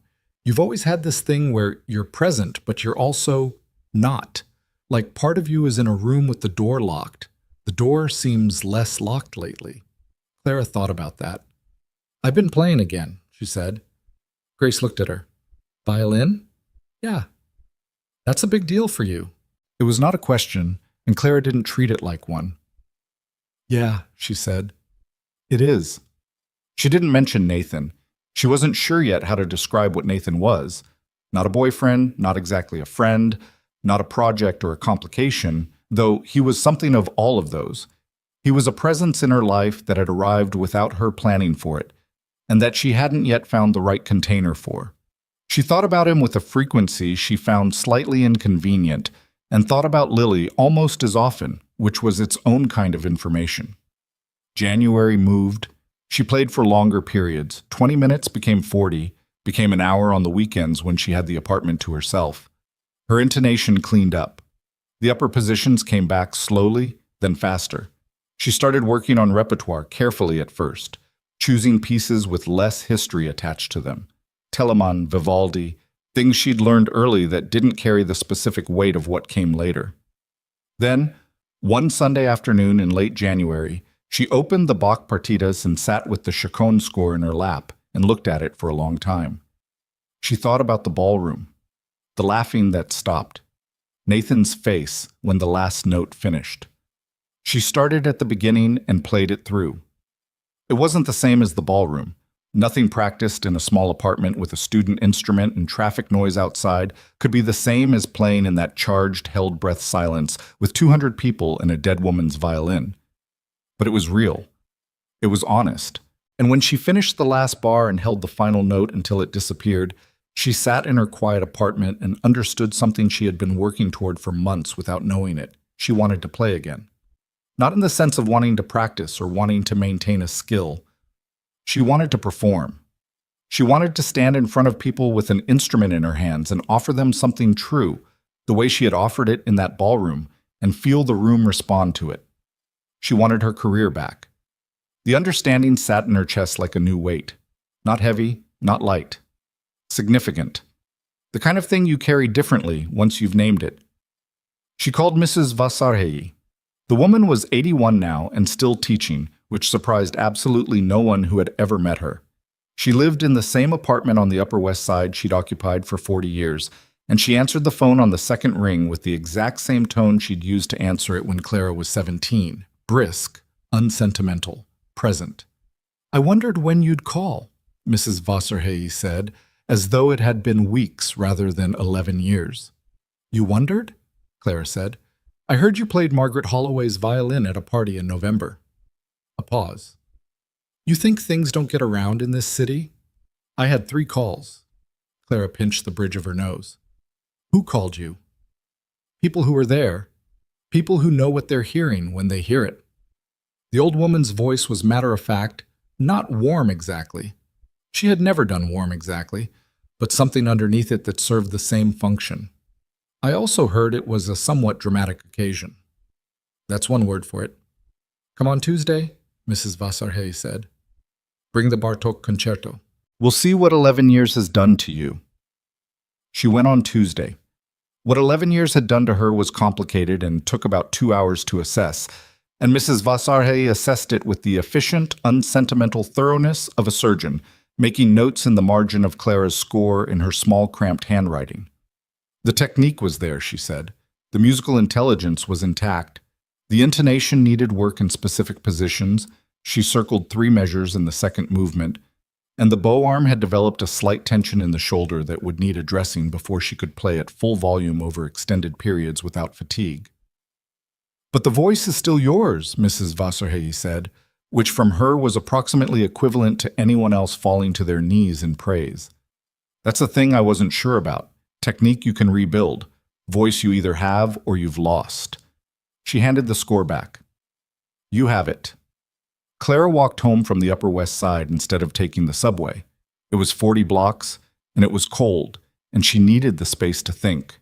She walked down Broadway with her hands in her coat pockets and her violin case on her back, and thought about what it meant to be 30 years old and starting over. Not from zero. She understood that. She wasn't starting from zero, but she was starting from somewhere far behind where she'd been at 21, and the distance between those 2 points was real, and not nothing. She thought about her father. He'd worked 2 jobs his entire adult life, a day shift at a printing company, evenings managing inventory at a hardware store 2 blocks from their apartment. He'd never complained about it. He'd also never stopped going to her performances, even when she was young, and the performances were school recitals in overheated gymnasiums with folding chairs and terrible acoustics. He'd sat in those folding chairs in his good shirt and watched her play with the same expression every time, the squinting, the small private smile. And once, when she was 14 and had messed up a shift in the 3rd movement of a Brahms sonata and been devastated about it for 3 days afterward, he had said, "Clara, you made a mistake. You didn't stop." Those are 2 different things. She'd been thinking about that sentence for 16 years. She didn't stop. She was going to stop stopping. It was into this particular season of Clara's life. The practices at the apartment, the Tuesday lessons, the slow, deliberate process of rebuilding something she'd abandoned, that the Holloway situation deepened. She was spending more time at the estate, not living there, not employed there anymore. She'd left the catering work in January, the schedule having become incompatible with the lesson commitments, but present there in a way that had developed its own logic. Thursday mornings were still coffee, usually at Denny's Corner, sometimes at the estate kitchen if Nathan had morning meetings and couldn't get away. The library afternoons continued. Lily had started something she called lessons, which were not technically lessons because Clara wasn't qualified to teach, and they both understood this, but which involved Lily sitting next to Clara on the piano bench in the music room while Clara showed her basic music theory and let her pluck the violin strings and explained what she was hearing. Lily was, predictably, preternaturally good at music theory. She had the same relationship to it that she had to chess, pattern recognition as a natural language. She understood intervals by feel within 2 sessions. She asked questions that Clara had to think about before answering, which was the best kind of question. "Why does a minor chord sound sad?" Lily asked one afternoon in February, 3 days before her 7th birthday. "It doesn't always," Clara said. "It depends on context. But there's a theory that minor intervals, the specific distances between the notes, mimic certain sounds that occur naturally when things are in distress. Animals, humans. So our brains have an association." Lily considered this. "So the music is sad because something in us remembers something sad." "Roughly, yes. But then why does sad music sometimes feel good to listen to?" Clara looked at her, 6 years old, 7 in 3 days. "That," she said, "is one of the best questions anyone has ever asked me." Lily looked satisfied. "I'll think about it," she said, and turned back to the keyboard. Nathan watched these sessions sometimes from the doorway, not interrupting. Clara would notice him there and not say anything, and he wouldn't announce himself, and Lily usually knew he was there and also didn't say anything. And it became one of the small rituals of those months. Nathan standing in the doorway of the music room with his jacket off and his sleeves rolled up after a day of work, watching his daughter learn to listen. It was in February that things began to shift in ways that none of them were watching for. Veronica Ashworth had been patient for a long time. She had watched and cataloged and waited with the specific patience of a person who has decided on an outcome and is waiting for the right instrument. She found it in the form of a woman named Sandra Chen, a former personal assistant who had left Holloway Enterprises 8 months ago under circumstances that were, depending on who you asked, either a straightforward resignation or something that had been encouraged. Sandra had a grievance. Veronica had the social connections and the money to make that grievance useful. She met Sandra for lunch at a quiet restaurant in Murray Hill, the kind of place with banquette seating and low lighting that made it easy to have a private conversation in public. Sandra was 38, precise, and arrived with the careful energy of someone who has rehearsed what they're going to say and is waiting for the right moment to say it. "I'm not doing anything illegal," Sandra said, before Veronica had offered her anything.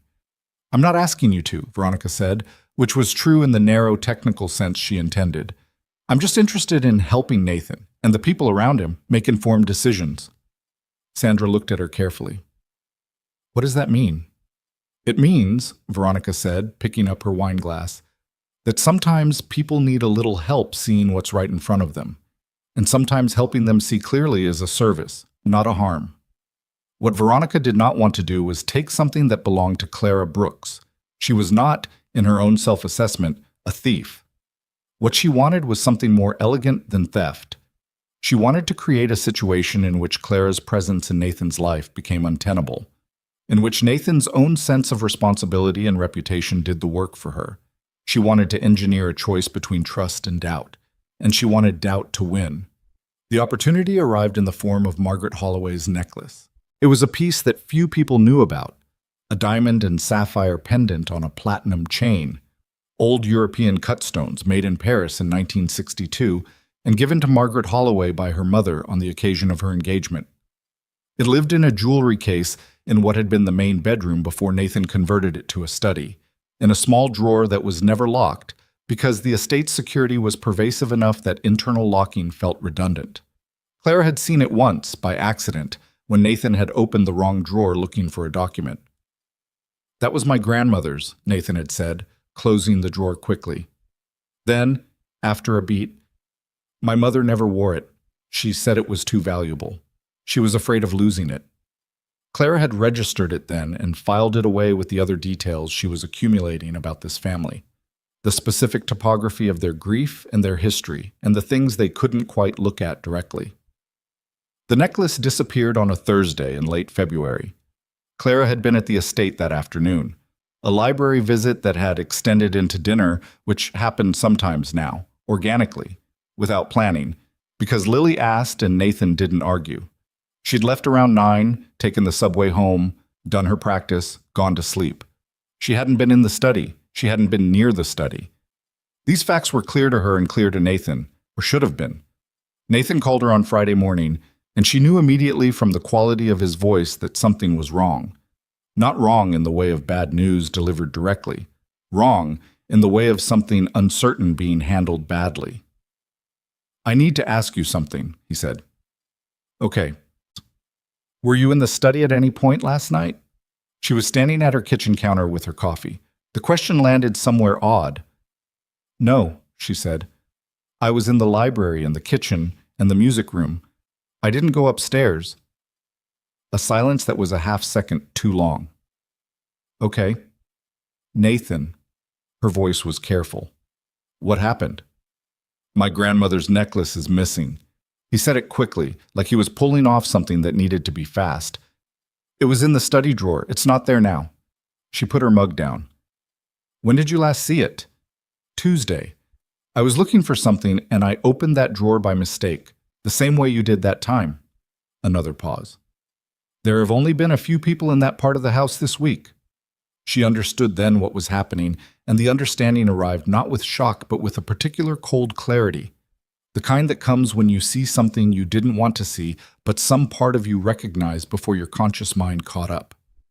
"Are you asking if I took it?" she said. "I'm not. No.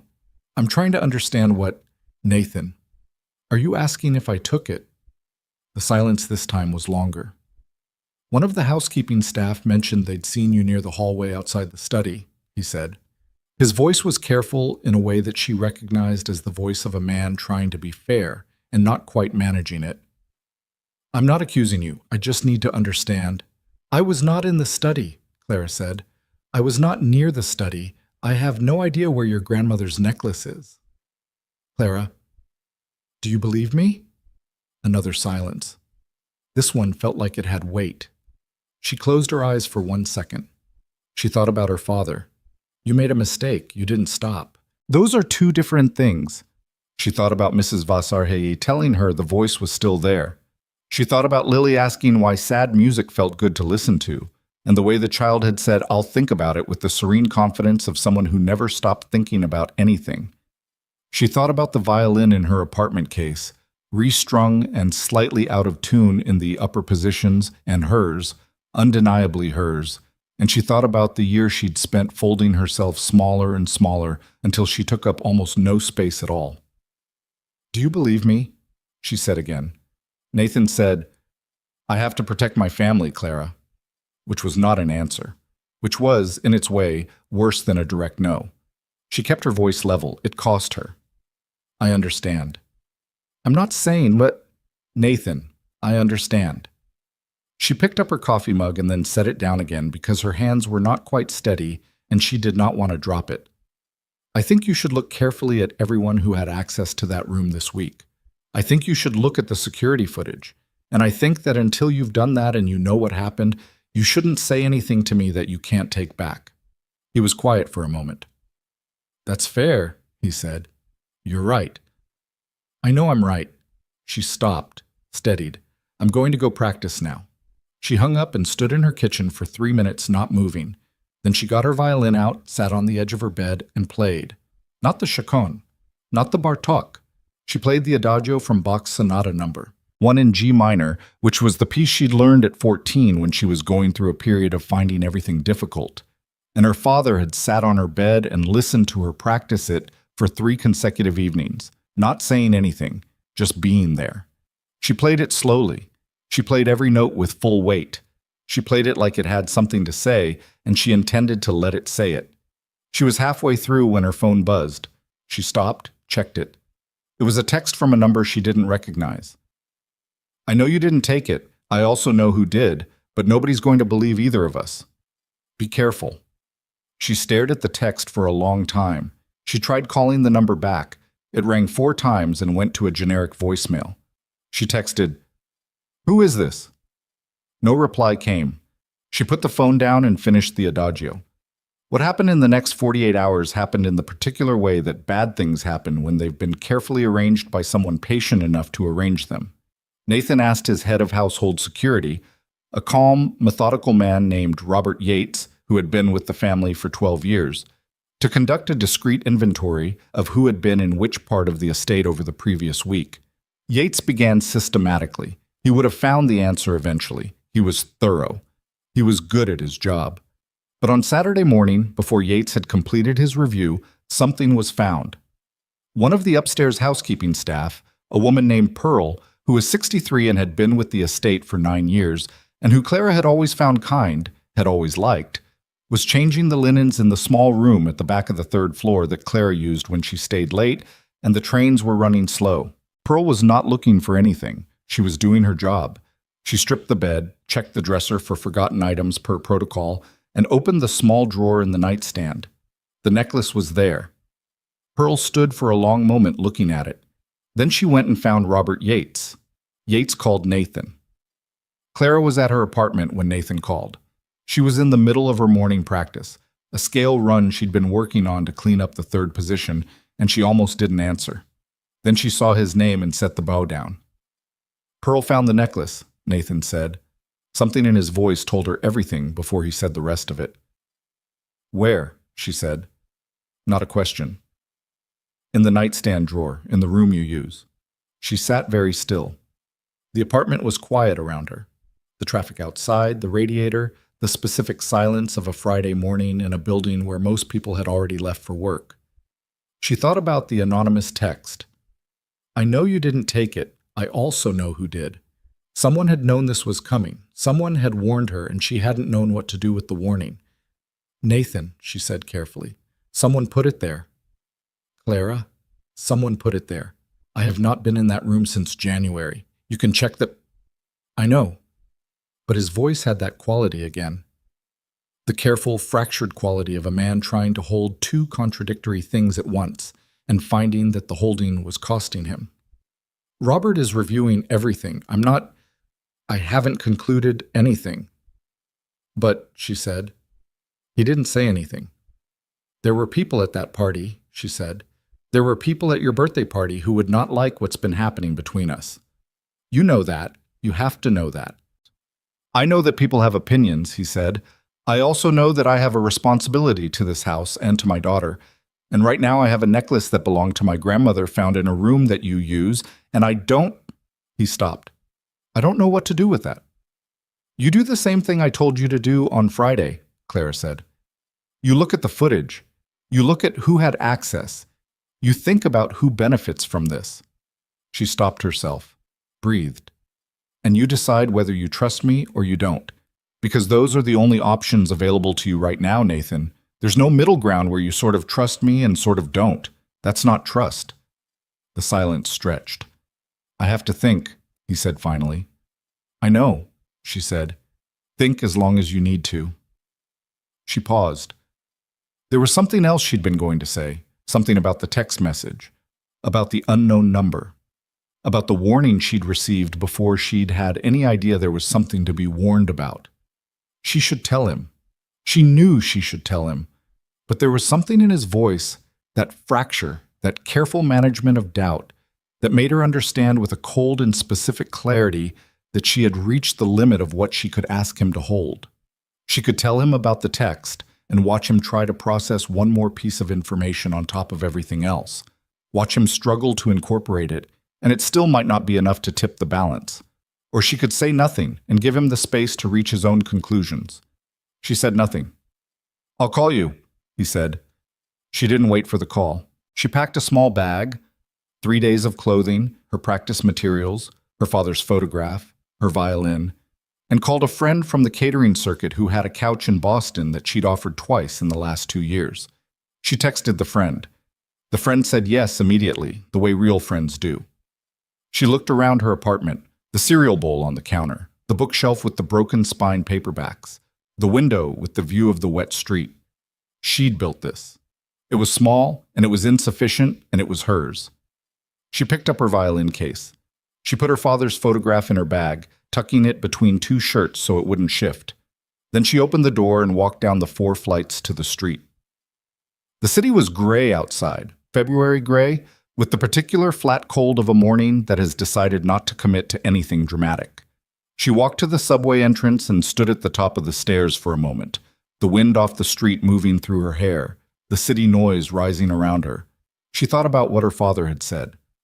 "You made a mistake. You didn't stop." She hadn't made a mistake. Someone else had made one on her behalf, and Nathan Holloway had let doubt do what doubt does best, fill the space where trust was supposed to be. But she was not going to stop. She went down the stairs. She took the train to Penn Station. She bought a ticket to Boston. She sat in the window seat with her violin case across her knees and her bag at her feet, and as the train moved out of the tunnel and into the pale February light, she did not look back at the city receding behind her. She opened her score, the Bartók Concerto, second movement, and began to study. Behind her, in a room on the 3rd floor of an estate in Westchester, a 6-year-old girl with dark eyes stood at the window of the library and watched the driveway where Clara's car should have been and was not, and felt something settle in her chest with the specific weight of something she had been half expecting and had hoped very much would not happen. She went back to her chess problem, but she didn't see the board for a long time.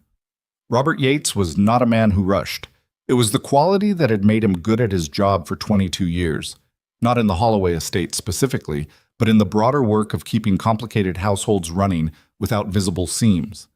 He was 60, methodical, and he had a particular professional philosophy that he had never articulated out loud because he didn't see the need to articulate things that were simply true, that the first explanation for anything was almost never the correct one, and that patience, applied consistently, would eventually locate the truth in any situation. He had not said this to Nathan on Saturday morning when he called about the necklace. He had said, "I'll finish the review, Mr. Holloway," and then he had gone back to finishing the review. He found the first anomaly on Sunday. The estate's camera system covered the main hallways, the entry points, the exterior perimeter, and 3 interior common areas. It did not cover private rooms. Nathan had been firm about that when the system was installed, a privacy boundary he maintained even with his own security infrastructure. But it covered the hallway outside the room Clara used, and it covered the stairwell that was the only practical access point to that wing of the 3rd floor. Yates had been reviewing footage methodically, working backward from Saturday morning when Pearl found the necklace. He went back through Friday, through Thursday. The camera in the 3rd floor hallway showed normal traffic. Pearl on her regular rounds, one of the other housekeeping staff replacing towels on Wednesday afternoon, Nathan walking through on Tuesday evening. Clara appeared in the footage exactly twice, arriving on Thursday afternoon, visible at the far end of the hall, moving toward the library in the opposite wing, and leaving at 9:17 on Thursday evening. She did not go near the room. She did not go near that wing of the 3rd floor at all. He kept going back. Wednesday, Tuesday. On Tuesday evening at 11:43, after Nathan had gone to bed and the house was quiet, the stairwell camera caught someone on the 3rd floor landing. The figure was wearing dark clothing and moving with the specific, careful quality of someone who knew where the cameras were positioned, staying close to the wall at the edge of the frame, keeping their head angled down. It wasn't enough to completely avoid capture, but it was enough to make identification difficult. Yates slowed the footage, paused it, studied the frame for a long time.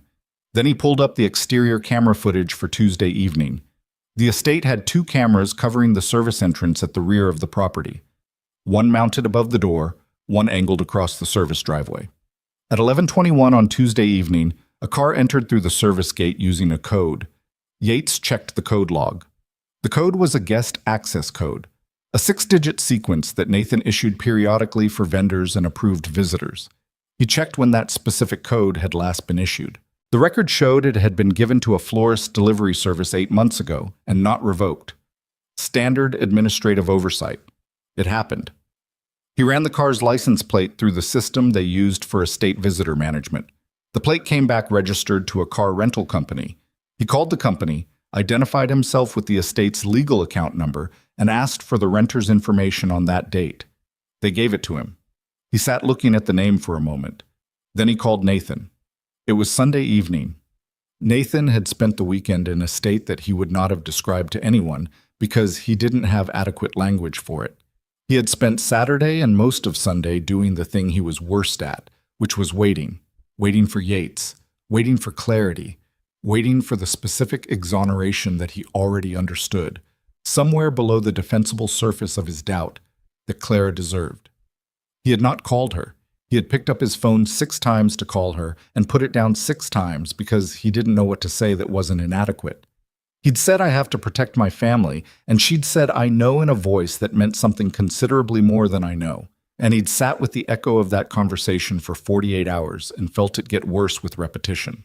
Lily had not spoken to him about Clara since Friday. This was unusual. Lily spoke about everything, processed everything aloud with the thoroughness of a small scientist collecting data. Her silence on the subject of Clara was pointed in a way that only a 7-year-old could make pointed. Completely without performance, completely without manipulation, just an absence where the conversation would have been, which was its own kind of verdict. On Sunday evening, he was in the study when Yates called. "I need to show you something," Yates said. "Can you come to the security office?" He went. Yates had the footage pulled up on 2 monitors when Nathan arrived, the 3rd-floor stairwell and the service entrance exterior. He walked Nathan through it methodically, without commentary, the way he always presented findings. Here's what the footage shows. Here's what the records show. Here's where the threads connect. Nathan watched the figure in dark clothing on the 3rd-floor landing.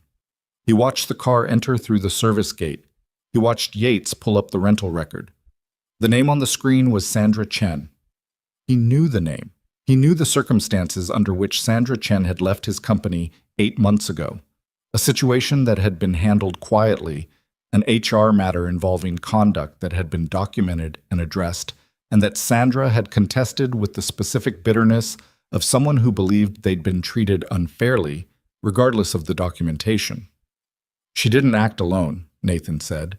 He was looking at the screen, but he wasn't really seeing it anymore. He was thinking. "The access code was old," Yates said, "but someone would have needed to know it was still active. Someone with familiarity with the estate's visitor management system, or someone who had it from before." He paused. Sandra Chen's last day of access to any Holloway system was 8 months ago. The code predates her departure. She would have needed to retain it or acquire it from someone who had it more recently. Nathan leaned forward. Who else had that code? Yates pulled up another window, the log of guest access codes issued over the past year. He scrolled to the relevant date. The code had been issued twice, to the florist service and 3 weeks before that, to a personal guest of Nathan's. Issued at Nathan's own verbal request, which Yates had processed and documented. The guest's name was Veronica Ashworth. Nathan did not move for a long time.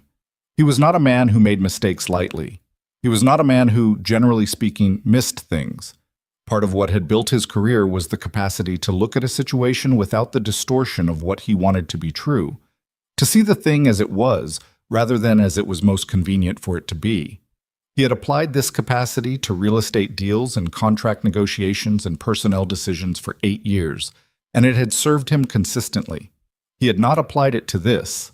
He had stood in a position where doubt was the easier option, and he had chosen it, and a woman who had done nothing wrong had left on a train with her father's photograph in her bag and her violin on her back, and the fact that he had not called her in 48 hours was suddenly the clearest evidence of his own failure that he had encountered in recent memory. "Get me everything," he said to Yates. "Every piece of footage, the rental record, the code log, the access timestamps, all of it." "Already compiled," Yates said, and handed him a folder. He stood in the security office for another moment. "Thank you, Robert." "Of course, Mr. Holloway." He went upstairs. He sat in the library, the same room where Clara had been sitting the first afternoon Lily found her, in the same chair. And he made 3 calls. The first was to his attorney, a calm, precise woman named Harriet Bloom, who he'd worked with for 6 years and who received the information he gave her with the same manner she received everything, without surprise, without judgment, moving immediately to what needed to be done. The second call was to the company that managed the estate's security contracts, authorizing Yates to share the compiled footage with Harriet's office.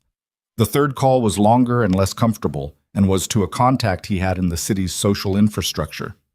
Someone who moved in the same circles as Veronica Ashworth, and who was, when Nathan explained what he had found, neither surprised nor reluctant to confirm certain things that he had suspected but not yet verified.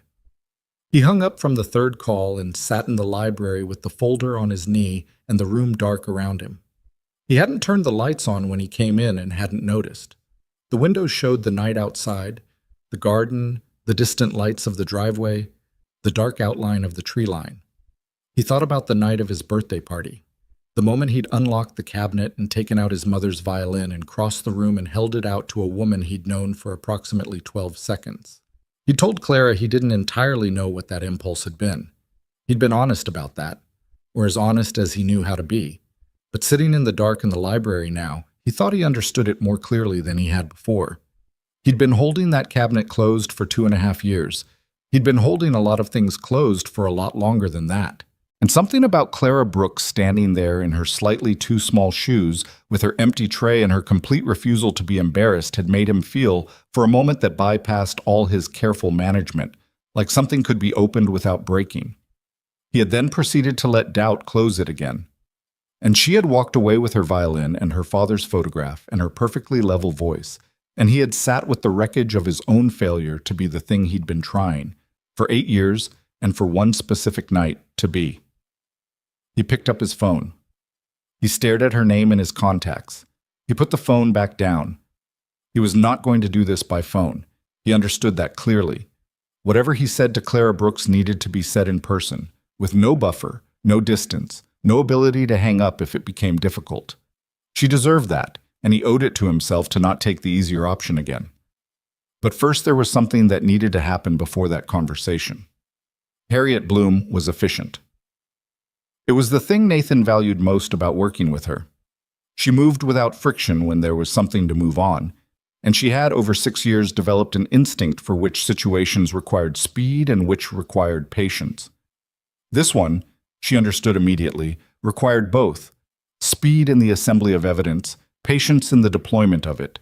She spent Monday verifying the documentation Yates had compiled, cross-referencing the rental record, having the code log authenticated, obtaining a second copy of the exterior footage through the estate's security company's independent servers so there could be no question of tampering. She also, through channels she had spent years developing, obtained certain financial records that she was not technically authorized to request, but that were offered voluntarily by someone who owed her a professional favor, and who was, it emerged, not entirely surprised by what the records showed.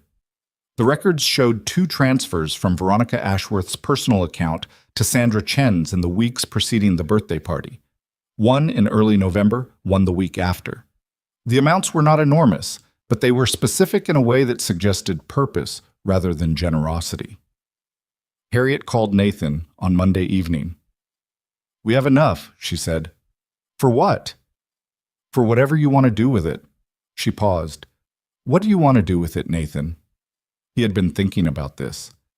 "I want her to know that I know," he said. "Privately, first, and then not privately." Harriet was quiet for a moment. "The not privately part. Do you understand what that does to your social relationships in this city?" "I understand what happens to my social relationships if I don't," he said. "There's a woman in Boston who left this house because I chose doubt over trust. I'm not especially concerned about the social relationships." Another pause. "All right," Harriet said. "I'll set up the meeting." The meeting with Veronica happened on Tuesday afternoon in Harriet's office on Park Avenue, a room that was designed, not accidentally, to remove any advantage that came from familiar territory.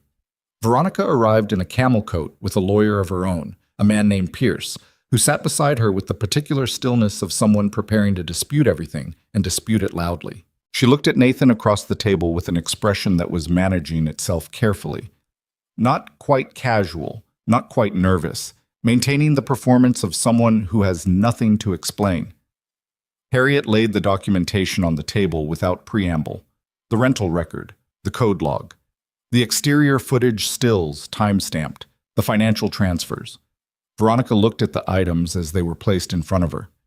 Pierce leaned forward, reviewed them, and leaned back. Something in his posture changed subtly in the way of a man recalibrating. This is circumstantial, Pierce said. The transfers aren't, Harriet said. And Sandra Chen has already been contacted by my office. This was a slight embellishment. Harriet had sent a letter to Sandra's last known address that morning, advising her that certain documentation was being reviewed in connection with an incident at the Holloway estate and that her cooperation would be noted. It was careful language. It was enough. Veronica's composure fractured briefly. It was a small thing, a tightening around the eyes, a microsecond where the management slipped, but Nathan saw it. He'd spent 8 years reading people across tables. He saw it clearly. "Veronica," he said. He kept his voice level. Not angry, not cold, just direct, the way he should have been direct about a number of things, considerably earlier. "I'm going to ask you something, and I want you to think carefully before you answer. Not because the answer changes what I know, but because the answer changes what happens next." She looked at him. "Did you arrange for that necklace to be placed in Clara's room?" Pierce put a hand on Veronica's arm. She shook it off. She looked at Nathan with an expression that had stopped performing anything, an expression that was simply what it was. A person caught in the specific exposure of having been seen clearly. "You were making a mistake," she said. Her voice was quiet and controlled and completely without apology. She is not someone who belongs in your life. In Lily's life. She's a catering worker who got lucky at a party. And you were—" She stopped. "You were not thinking clearly." "I was thinking clearly for the first time in years," Nathan said. The silence in the room was the kind that has decisions in it.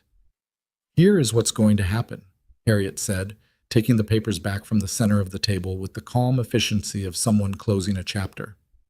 "You are going to make a full statement, you and Sandra Chen separately, with independent representation if you prefer.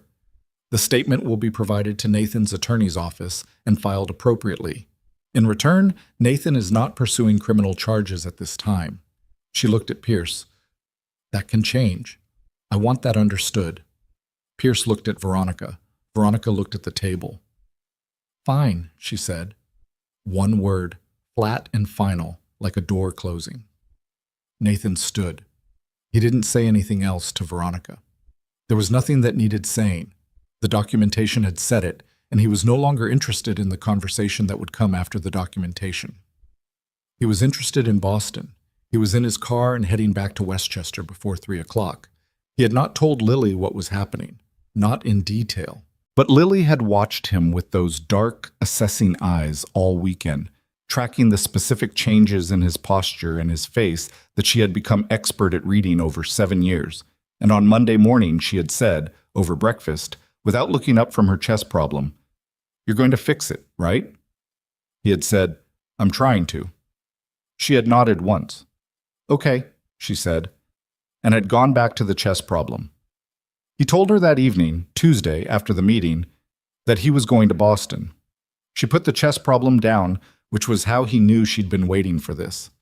"Can I come?" she asked. "Not this time." She studied him. "Are you going to say sorry?" "Yes." "Good."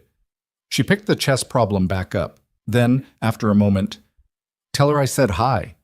He found Clara's Boston address through a mutual contact from the catering world, Darnell, who had Clara's friend's number from a shared shift 2 years ago, and who gave it to Nathan with the energy of someone who had been briefed on the situation and had opinions about it.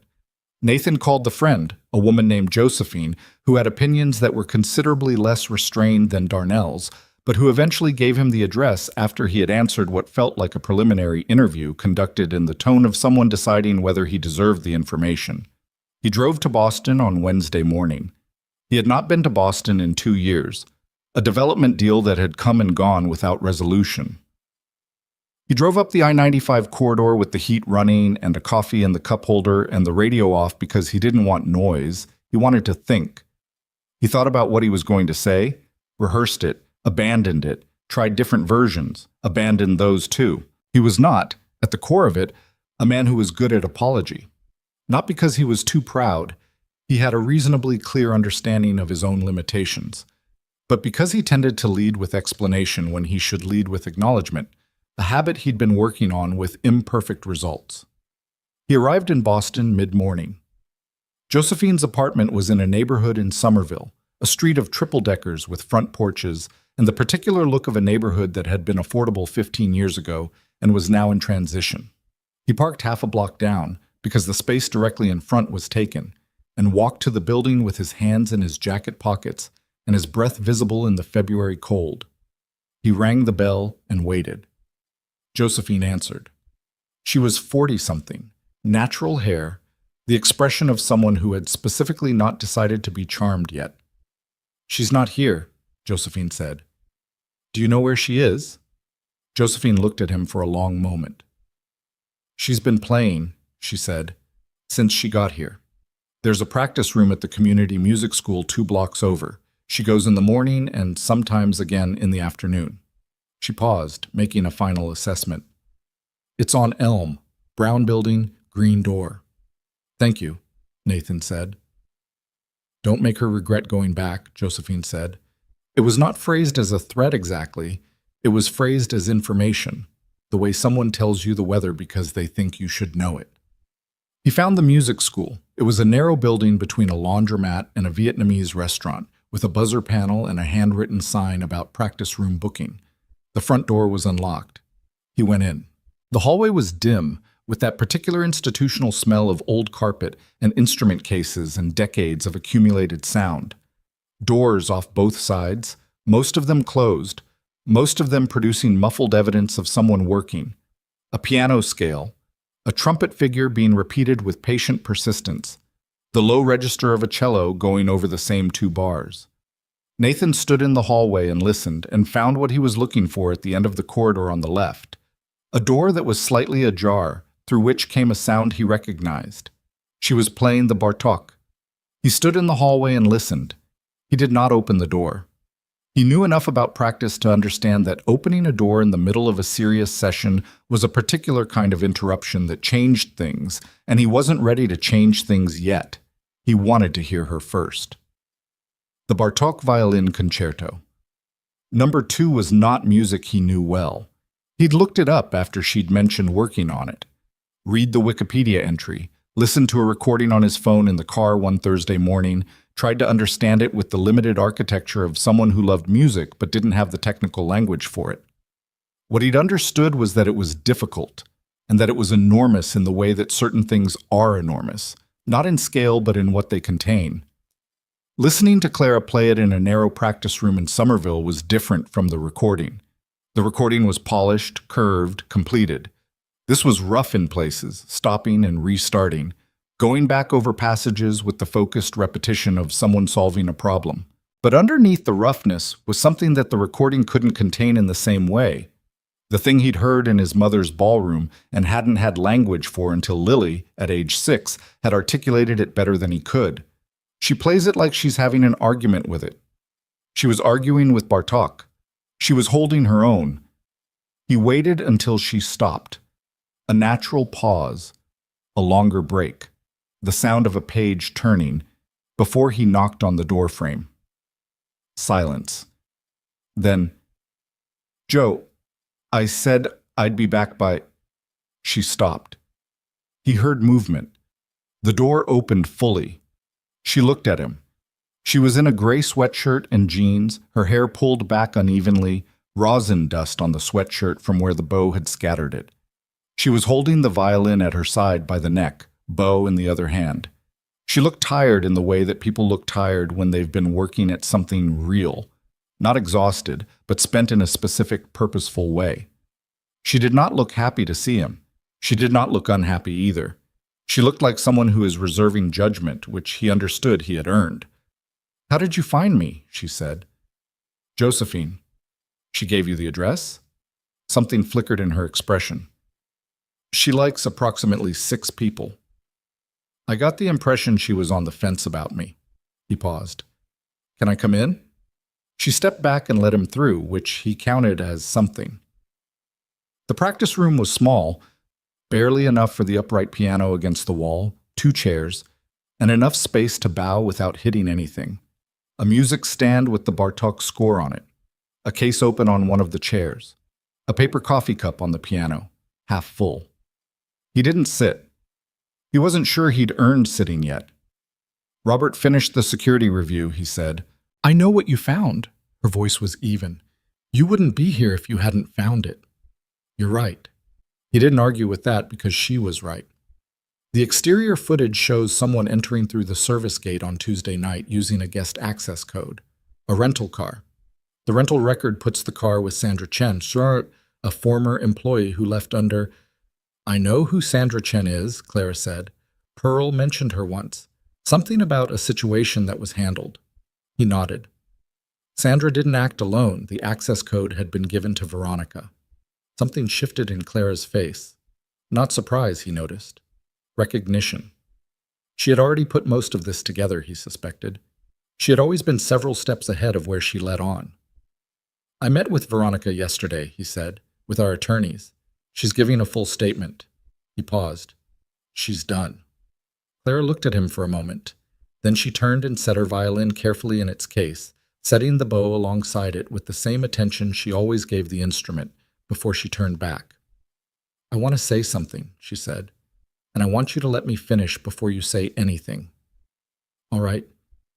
What hurt? She said, and her voice was steady, but it cost her something. He could see it costing her. Was not the accusation. I understood where that came from. Evidence was placed. You saw it. You didn't have the full picture. That's explainable. She paused. What hurt was the silence.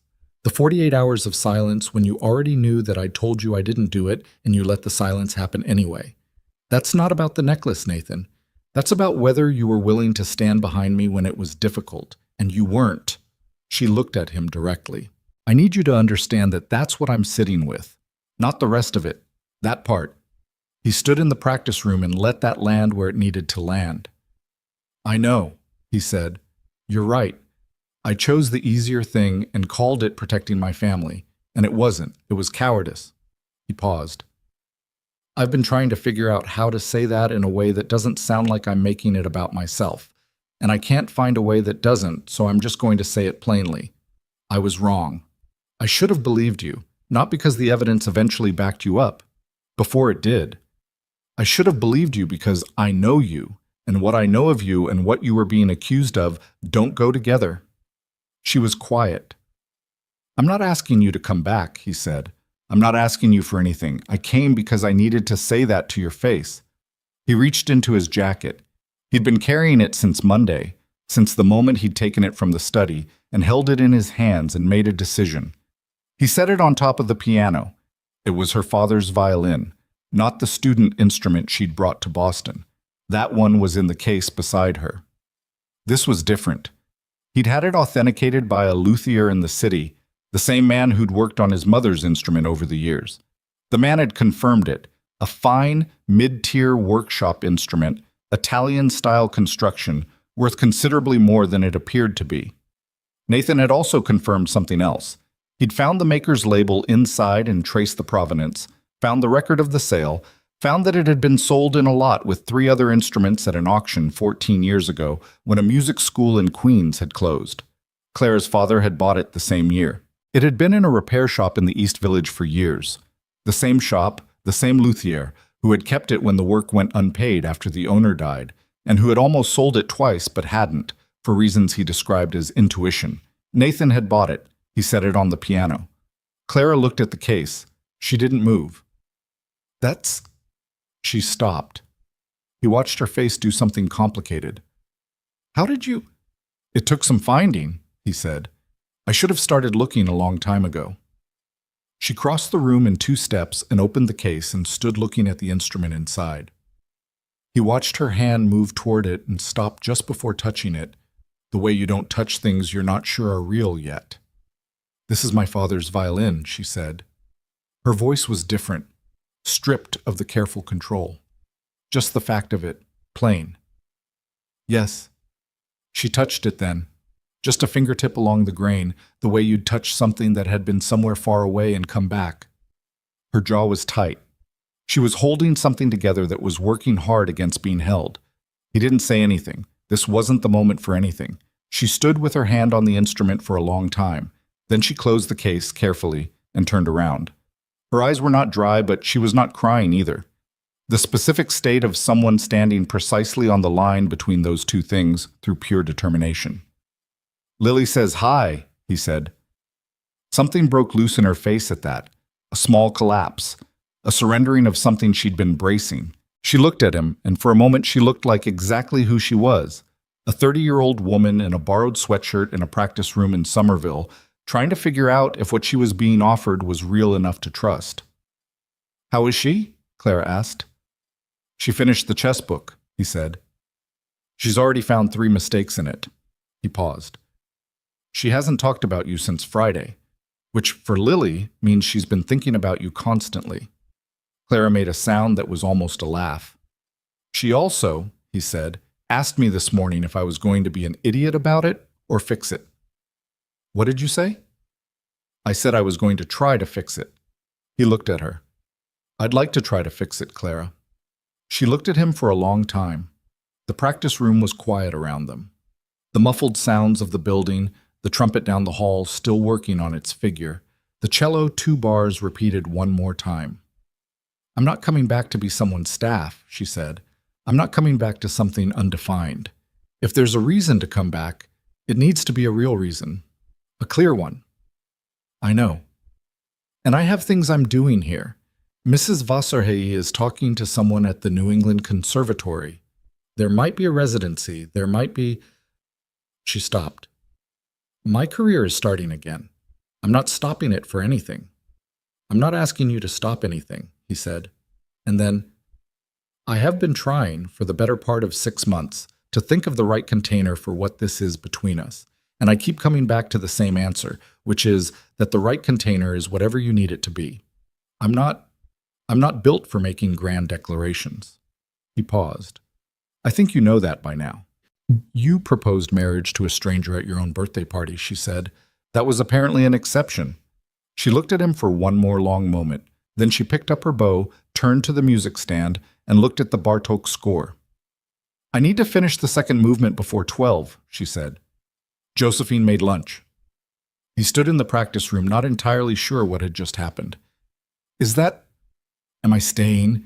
She glanced back at him over her shoulder. "There's a chair." He sat in the chair. He folded his jacket over his knee. He watched her bring the violin to her shoulder and find her place in the score. And he sat in the small practice room with the rosin dust and the upright piano and the half-full paper coffee cup and listened to her argue with Bartók. She was still winning. Outside, February was doing what February does, cold and gray and indeterminate, not yet winter, not yet anything else.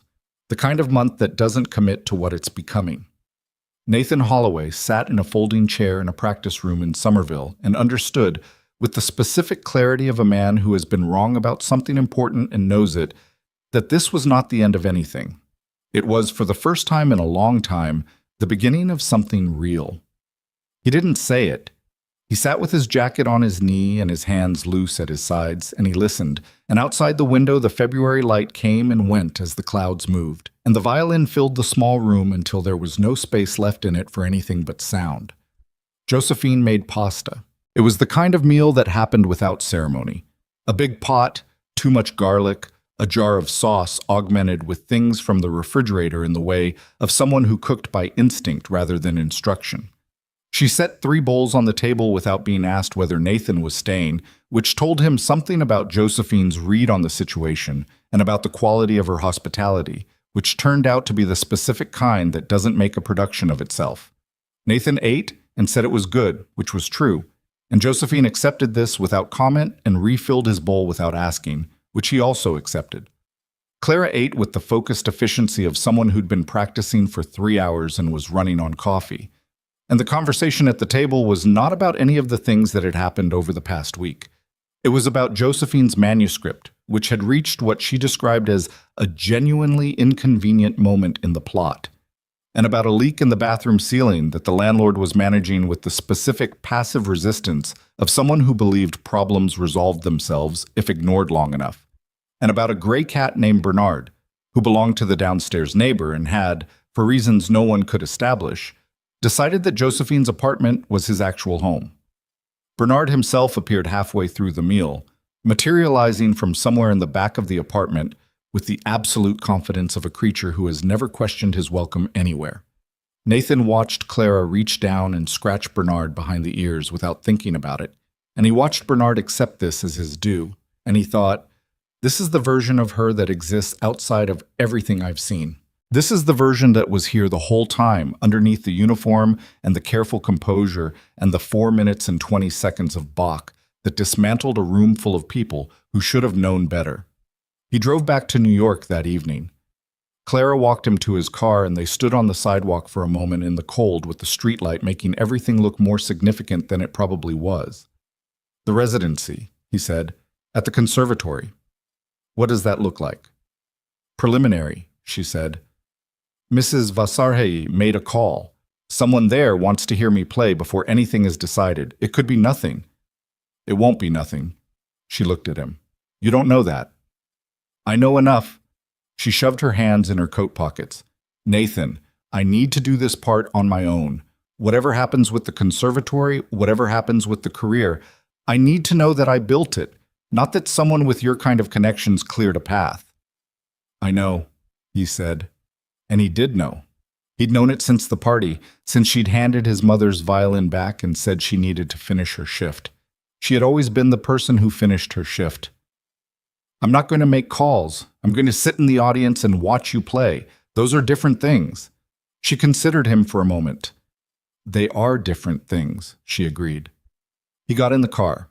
She was still standing on the sidewalk when he pulled away, hands in her pockets, coat slightly too big at the shoulders, watching him go with the expression of someone who has made a decision and is standing behind it, even if they're not entirely sure yet what the decision was. He drove home thinking about his mother. He thought about that specific memory. 10 years old, top of the stairs, listening to the chaconne rise through the floorboards, and he thought about the particular shape of grief, how it doesn't diminish so much as it changes form, how it moves from the sharp thing it is at the beginning into something more architectural, something that becomes part of the structure of how you live rather than a wound that sits on top of it. He thought about Elaine, about the 18 months she'd had with Lily before the aneurysm, about the way he'd spent years carrying the weight of being two people when he was only built to be one. He didn't think any of this was resolved. He didn't think he was fixed, or that Clara was, or that the thing between them was going to be uncomplicated because they'd had an honest conversation in a practice room in Somerville. He'd made that mistake before. The mistake of thinking that a moment of clarity meant the hard work was finished. It was never finished. That was the thing nobody told you, or everybody told you, and you didn't hear it until you lived it. The hard work was never finished. It just became, gradually, more familiar. He got home at 11. The house was quiet. Mrs. Gaines, the housekeeper who stayed with Lily in the evenings, had left the kitchen light on. He went upstairs and looked in on Lily, who was asleep with her chess problem folded on the nightstand and her mother's photograph visible from the door. He stood in the doorway for a moment. She stirred the way she sometimes did when he checked on her. Her eyes opened halfway. Dad? Yeah, go back to sleep. A pause. Did you fix it? He looked at his daughter, 7 years old, in the process of reading a chess book that had mistakes in it that she'd already found, dark eyes that asked real questions. I started to, he said.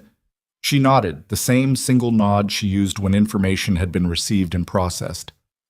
Okay, she said, and closed her eyes. He pulled her door almost closed and went to bed. The spring came slowly, as springs in New York do, grudgingly, in fits, warm days followed by cold ones that seemed to be making a point about not being rushed. Claire came back to the city in March, not to the estate, and not to Brooklyn, but to a sublet in Washington Heights, that a colleague of Mrs. Vasarhelyi's made available at a reasonable rate. It was smaller than her Brooklyn apartment, with better light and worse plumbing, and she was fine with both of those things. The audition at the New England Conservatory had happened in mid-February, 10 days after Nathan's visit to Somerville. She had played for 45 minutes in front of a panel of 3 faculty members and the conservatory's artist-in-residence coordinator, in a room with better acoustics than anything she'd played in since Juilliard. She played the Bartók Second Movement, a Prokofiev sonata she'd been working on with Mrs. Vasarhelyi, and, at the coordinator's request, after the formal program, the chaconne. She found out 2 weeks later that she'd been offered a 6-month artist residency beginning in September. She called Mrs. Vasarhelyi first. The old woman said, "Of course they offered it. Did you play well?" "Yes," Clara said. "Then of course they offered it." A pause. "You sound surprised." "I'm not surprised," Clara said. I don't know what I am." "You're allowed to be pleased, Clara. It's not a character flaw." She called Nathan second. He answered on the first ring, which she noticed, and said, "Tell me," before she'd finished her first sentence, which made her smile in a way she was glad he couldn't see. She told him. He was quiet for a long enough moment that she thought the connection had dropped. Then, "Your father would have thought that was the best thing he'd heard all week." She stood in her Washington Heights sublet with its good light and its bad plumbing and felt something move through her chest that she didn't try to name. "Yeah," she said, "he would have." The months between February and September had their own texture. She was in the city, then visiting the estate, then in the city again. The rhythm of it settled into something that was neither entirely separate nor entirely merged, which was the closest she could get to what she needed. She needed to keep the thread of her own life clearly in her hands. She needed to know it was hers. But she also needed, and this was harder to admit, not because she was ashamed of it, but because she'd spent so long not needing anything that the admission required a kind of recalibration. She needed what was growing in that house in Westchester. She needed Lily's chess problems, and Nathan's level voice, and the library in the afternoon light, and the specific feeling of being in a space where someone was genuinely glad she was there. Those two things, she was learning, could coexist. That was the actual lesson of the past year, if she had to name one. That protecting yourself and allowing yourself to belong somewhere were not the same as each other and did not have to cancel each other out. She had spent 11 years making them synonymous. Making safety mean solitude.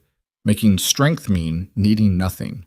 It was a reasonable response to loss. It was also, she could see now from a slight distance, a kind of ongoing deprivation that she'd dressed up as independence. Her father had not been an island. He'd worked 2 jobs and come to every recital in his good shirt and asked her, on the last Sunday she'd spent with him before he died, whether she was happy at Juilliard. Not whether she was performing well or developing correctly or on track. Whether she was happy. She'd said yes, and she'd meant it, and he'd squinted into the sun and said, "Good. That's the only thing that matters." She'd spent 11 years making it not matter, and then wondering why things felt hollow. Nathan, for his part, was doing his own recalibrating.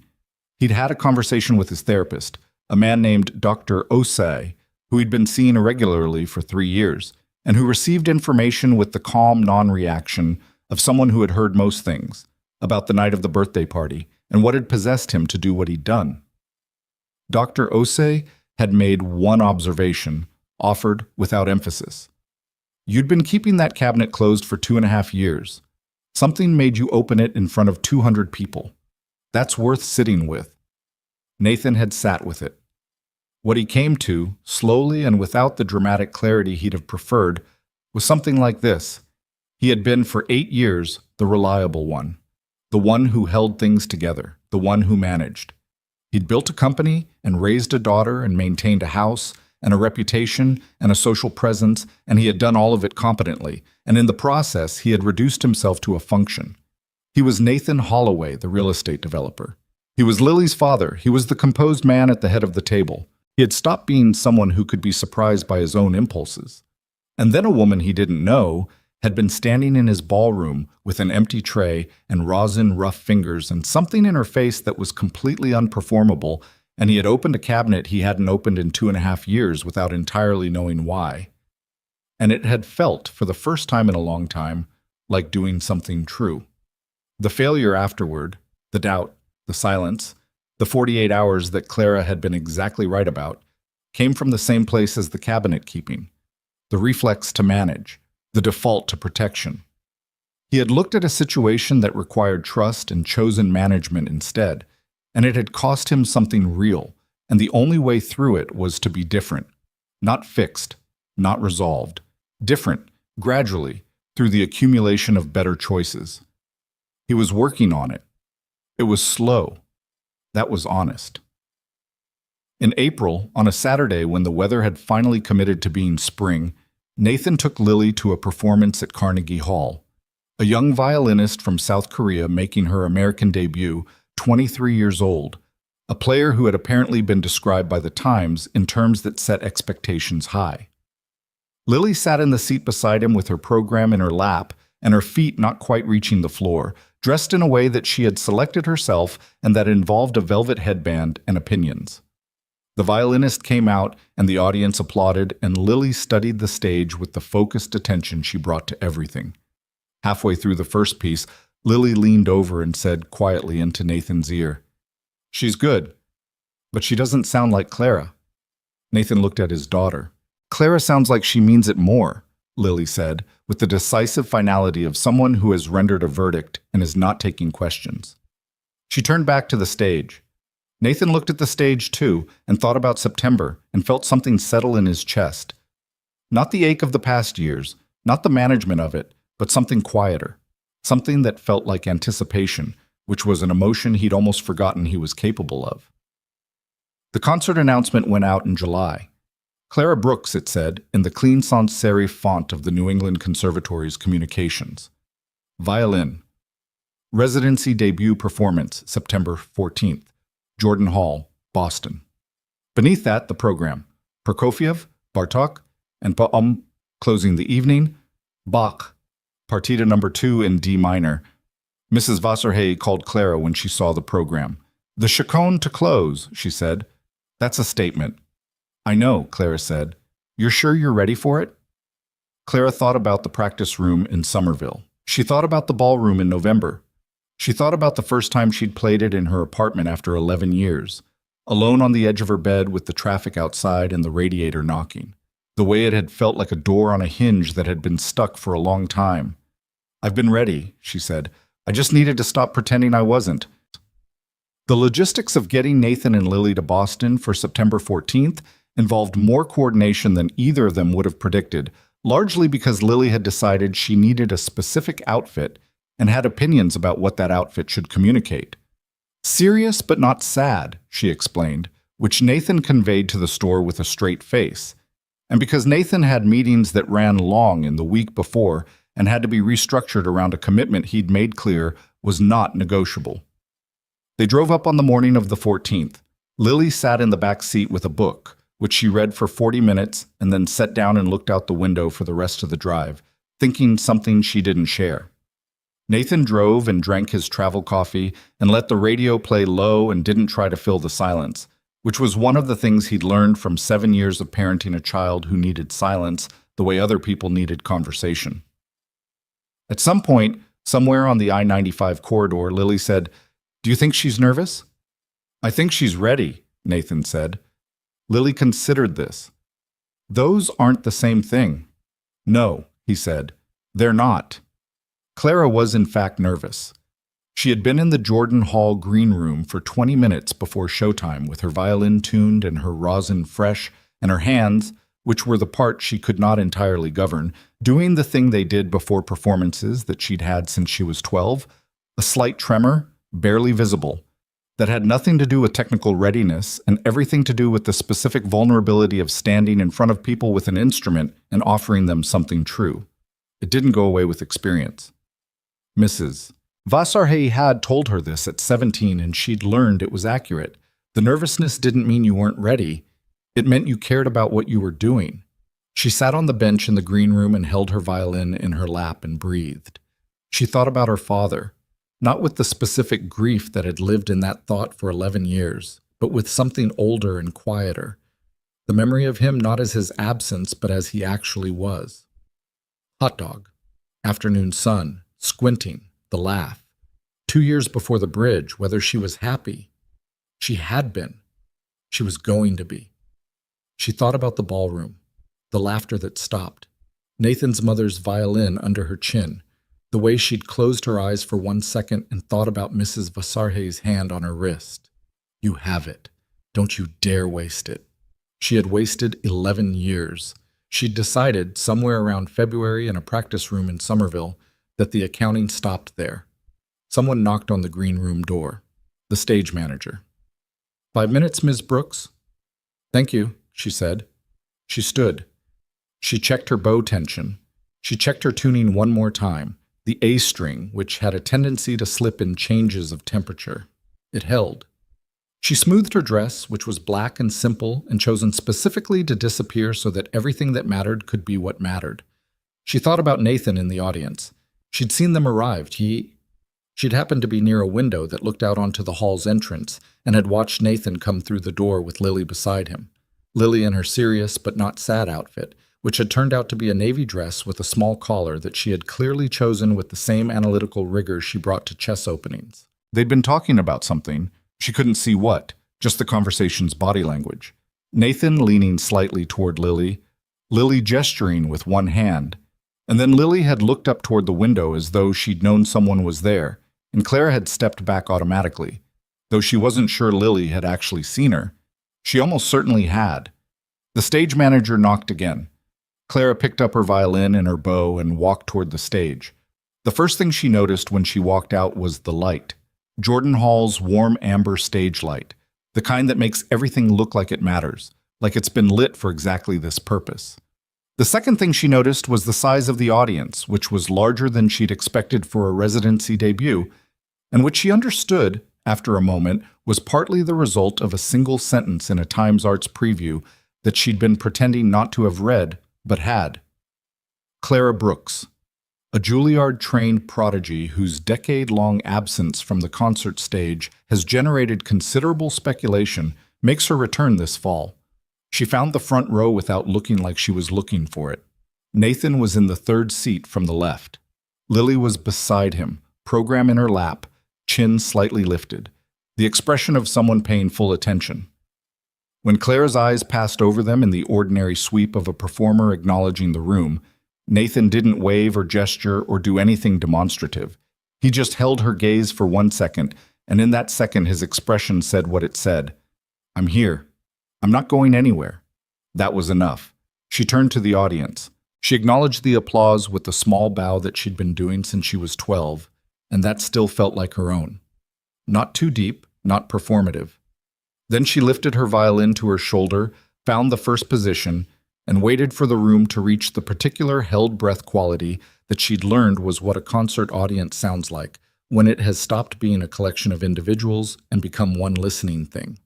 It reached it. She played. The Prokofiev first, the Sonata No. 1 in F minor, which was dark and difficult and not a crowd pleaser in the ordinary sense. A piece that asks the audience to stay with it through discomfort before it offers anything like resolution. She chose it deliberately as the opener because she'd decided, somewhere in the months of preparation, that she was not going to curate the evening around what was easiest to receive. She was going to play what was true. People could stay or go. They stayed. She could feel it, the specific quality of sustained attention, the way a room sounds when it's with you rather than waiting for you. The Bartók second, darker still, more complex. The concerto movement she'd been arguing with since January.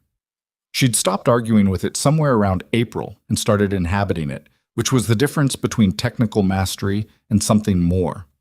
She played the cadenza, the long, unaccompanied passage that sat at the center of the movement like a question, with the full weight of everything she'd spent a year rediscovering, and she felt the room shift in the way she'd felt it shift in the ballroom, that particular quality of collective breath held. Intermission. Green room.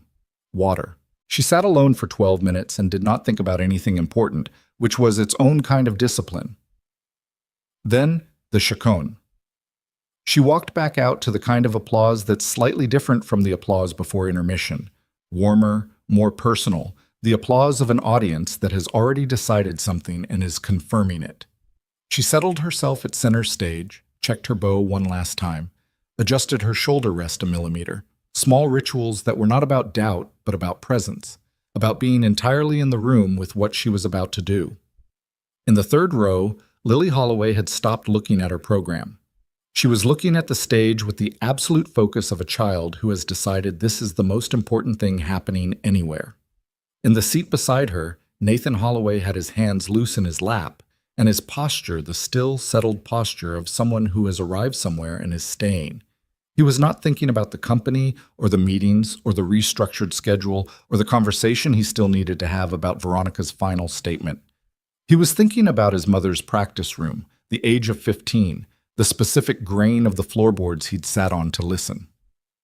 He was thinking about a cabinet that had been closed for 2.5 years.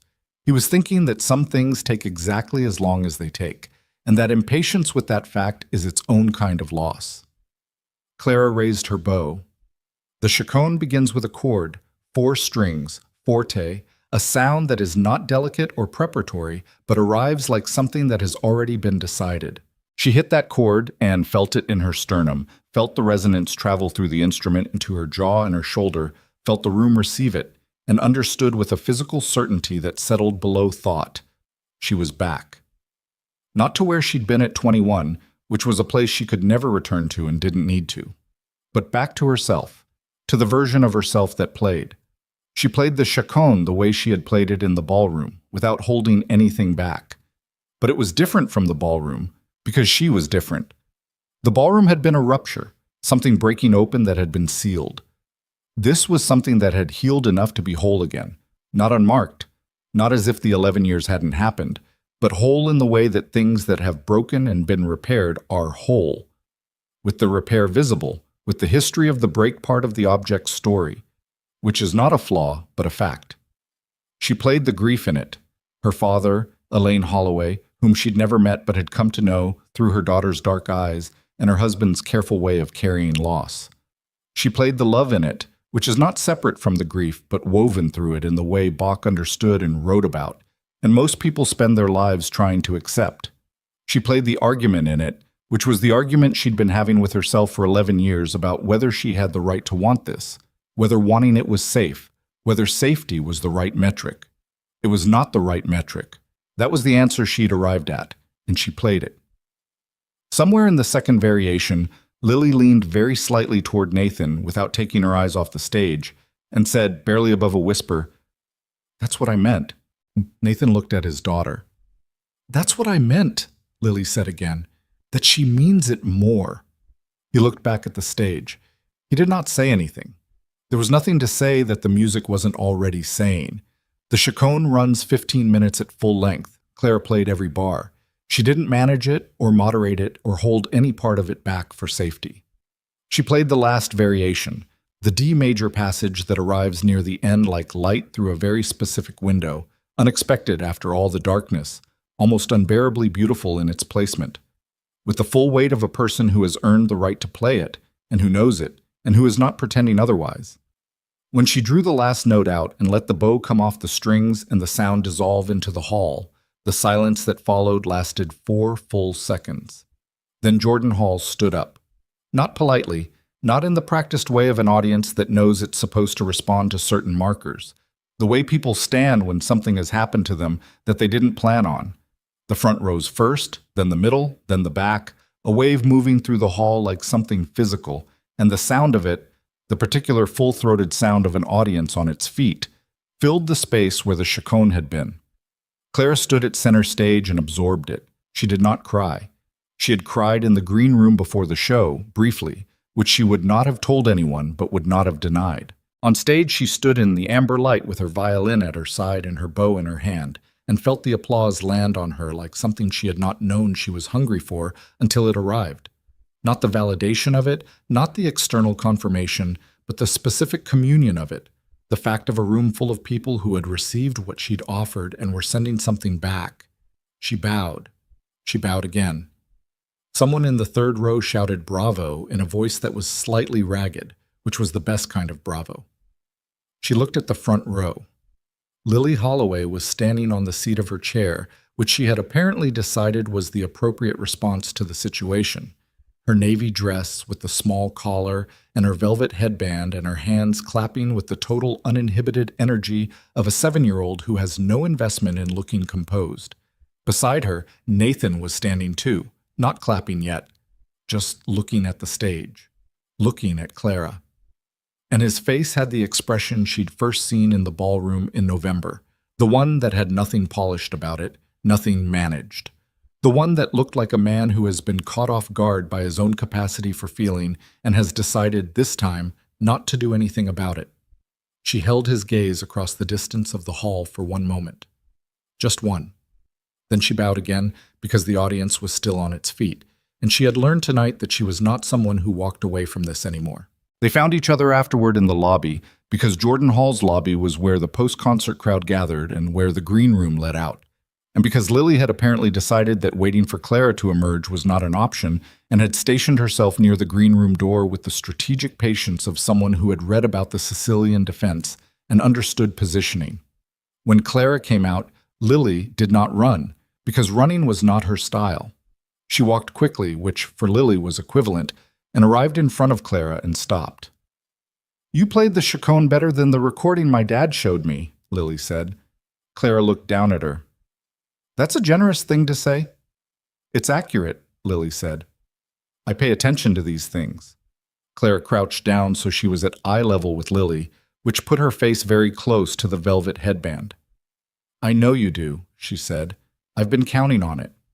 Something in Lily's expression shifted, the assessment relaxing into something more open, something that didn't have a name in a 7-year-old's vocabulary, but that Clara recognized because she'd felt it herself in that practice room in Somerville, in the kitchen in Brooklyn, in the library, in the afternoon light.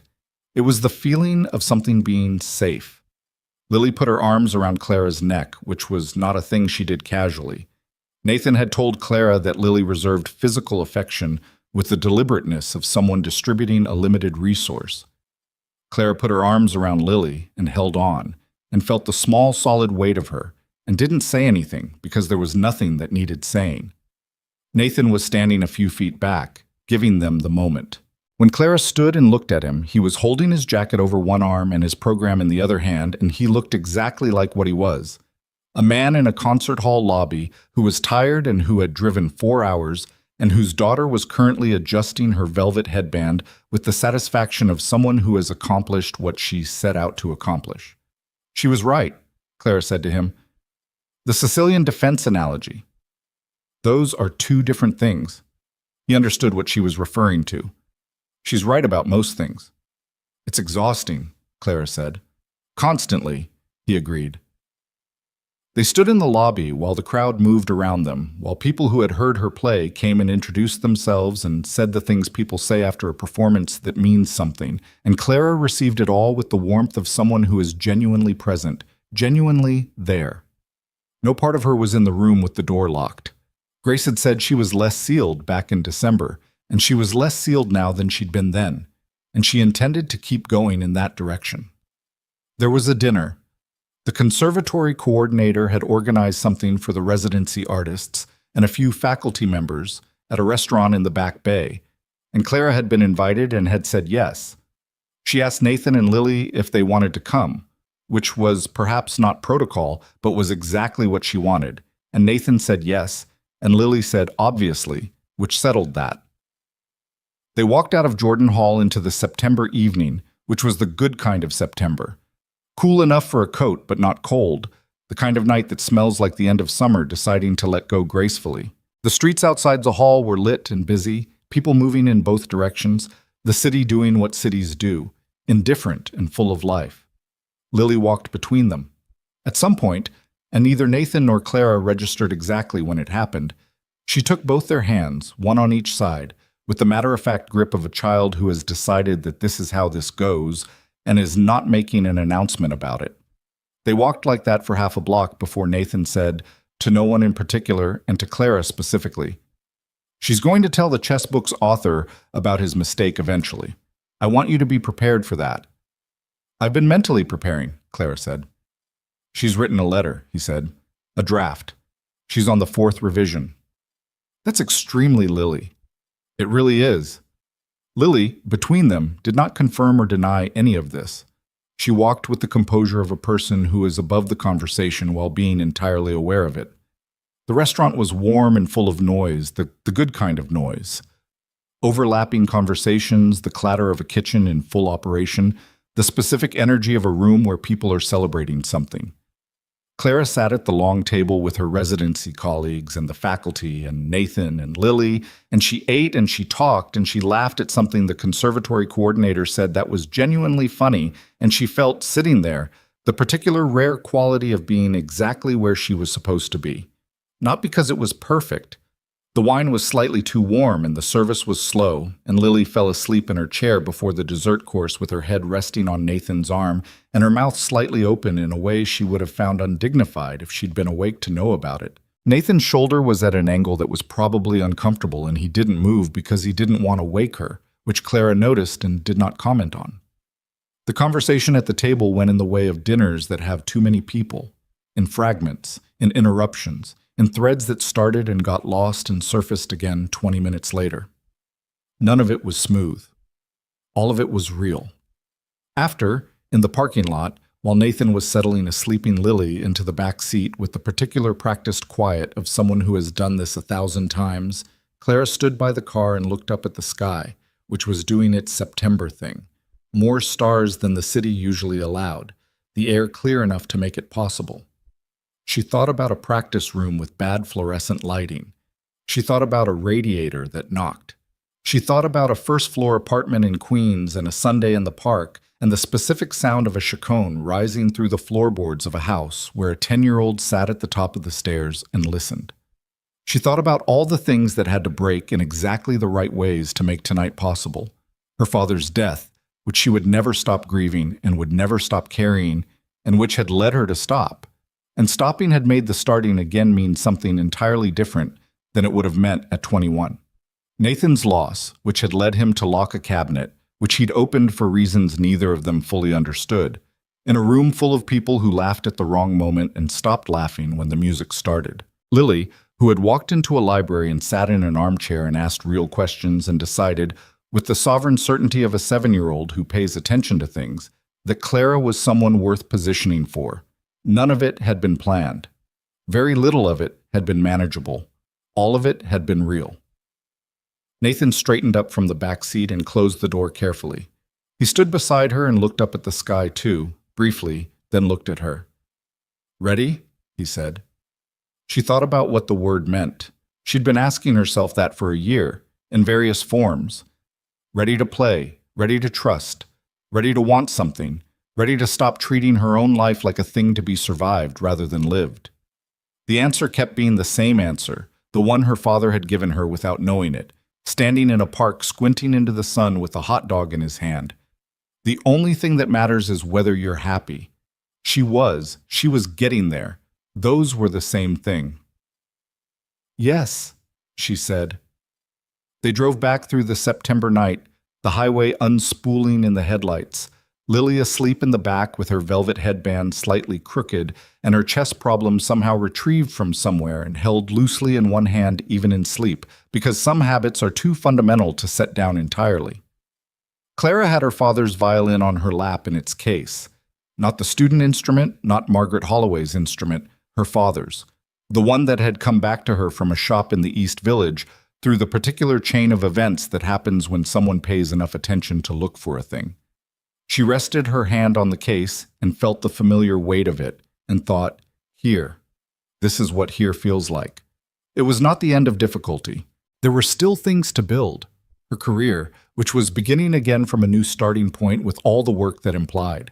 Whatever she and Nathan were building, which was real and imperfect and still in the early stages of declaring itself. Lily growing up, which was going to be extraordinary and exhausting and the kind of thing nobody is actually ready for. The ordinary accumulation of days that would be good and bad and mostly somewhere in between, which was what a life was. But she had her father's violin in her lap, and a 7-year-old with a chess problem asleep in the back seat, and a man beside her who had made a mistake and known it and driven to Boston to say so in person, which was not everything but was something real. It was the kind of real you could build on, the kind that didn't ask you to be something you weren't, only to be more fully what you already were. Outside, the September night moved past. The highway lights appeared and disappeared. The stars, where they were visible, held their positions with the indifferent permanence of things that predate all human trouble and will outlast it. In the back seat, in her sleep, Lily's grip on the chess problem tightened slightly, as if she'd arrived at a solution and intended to hold it. Clara looked at the road ahead. She did not look back.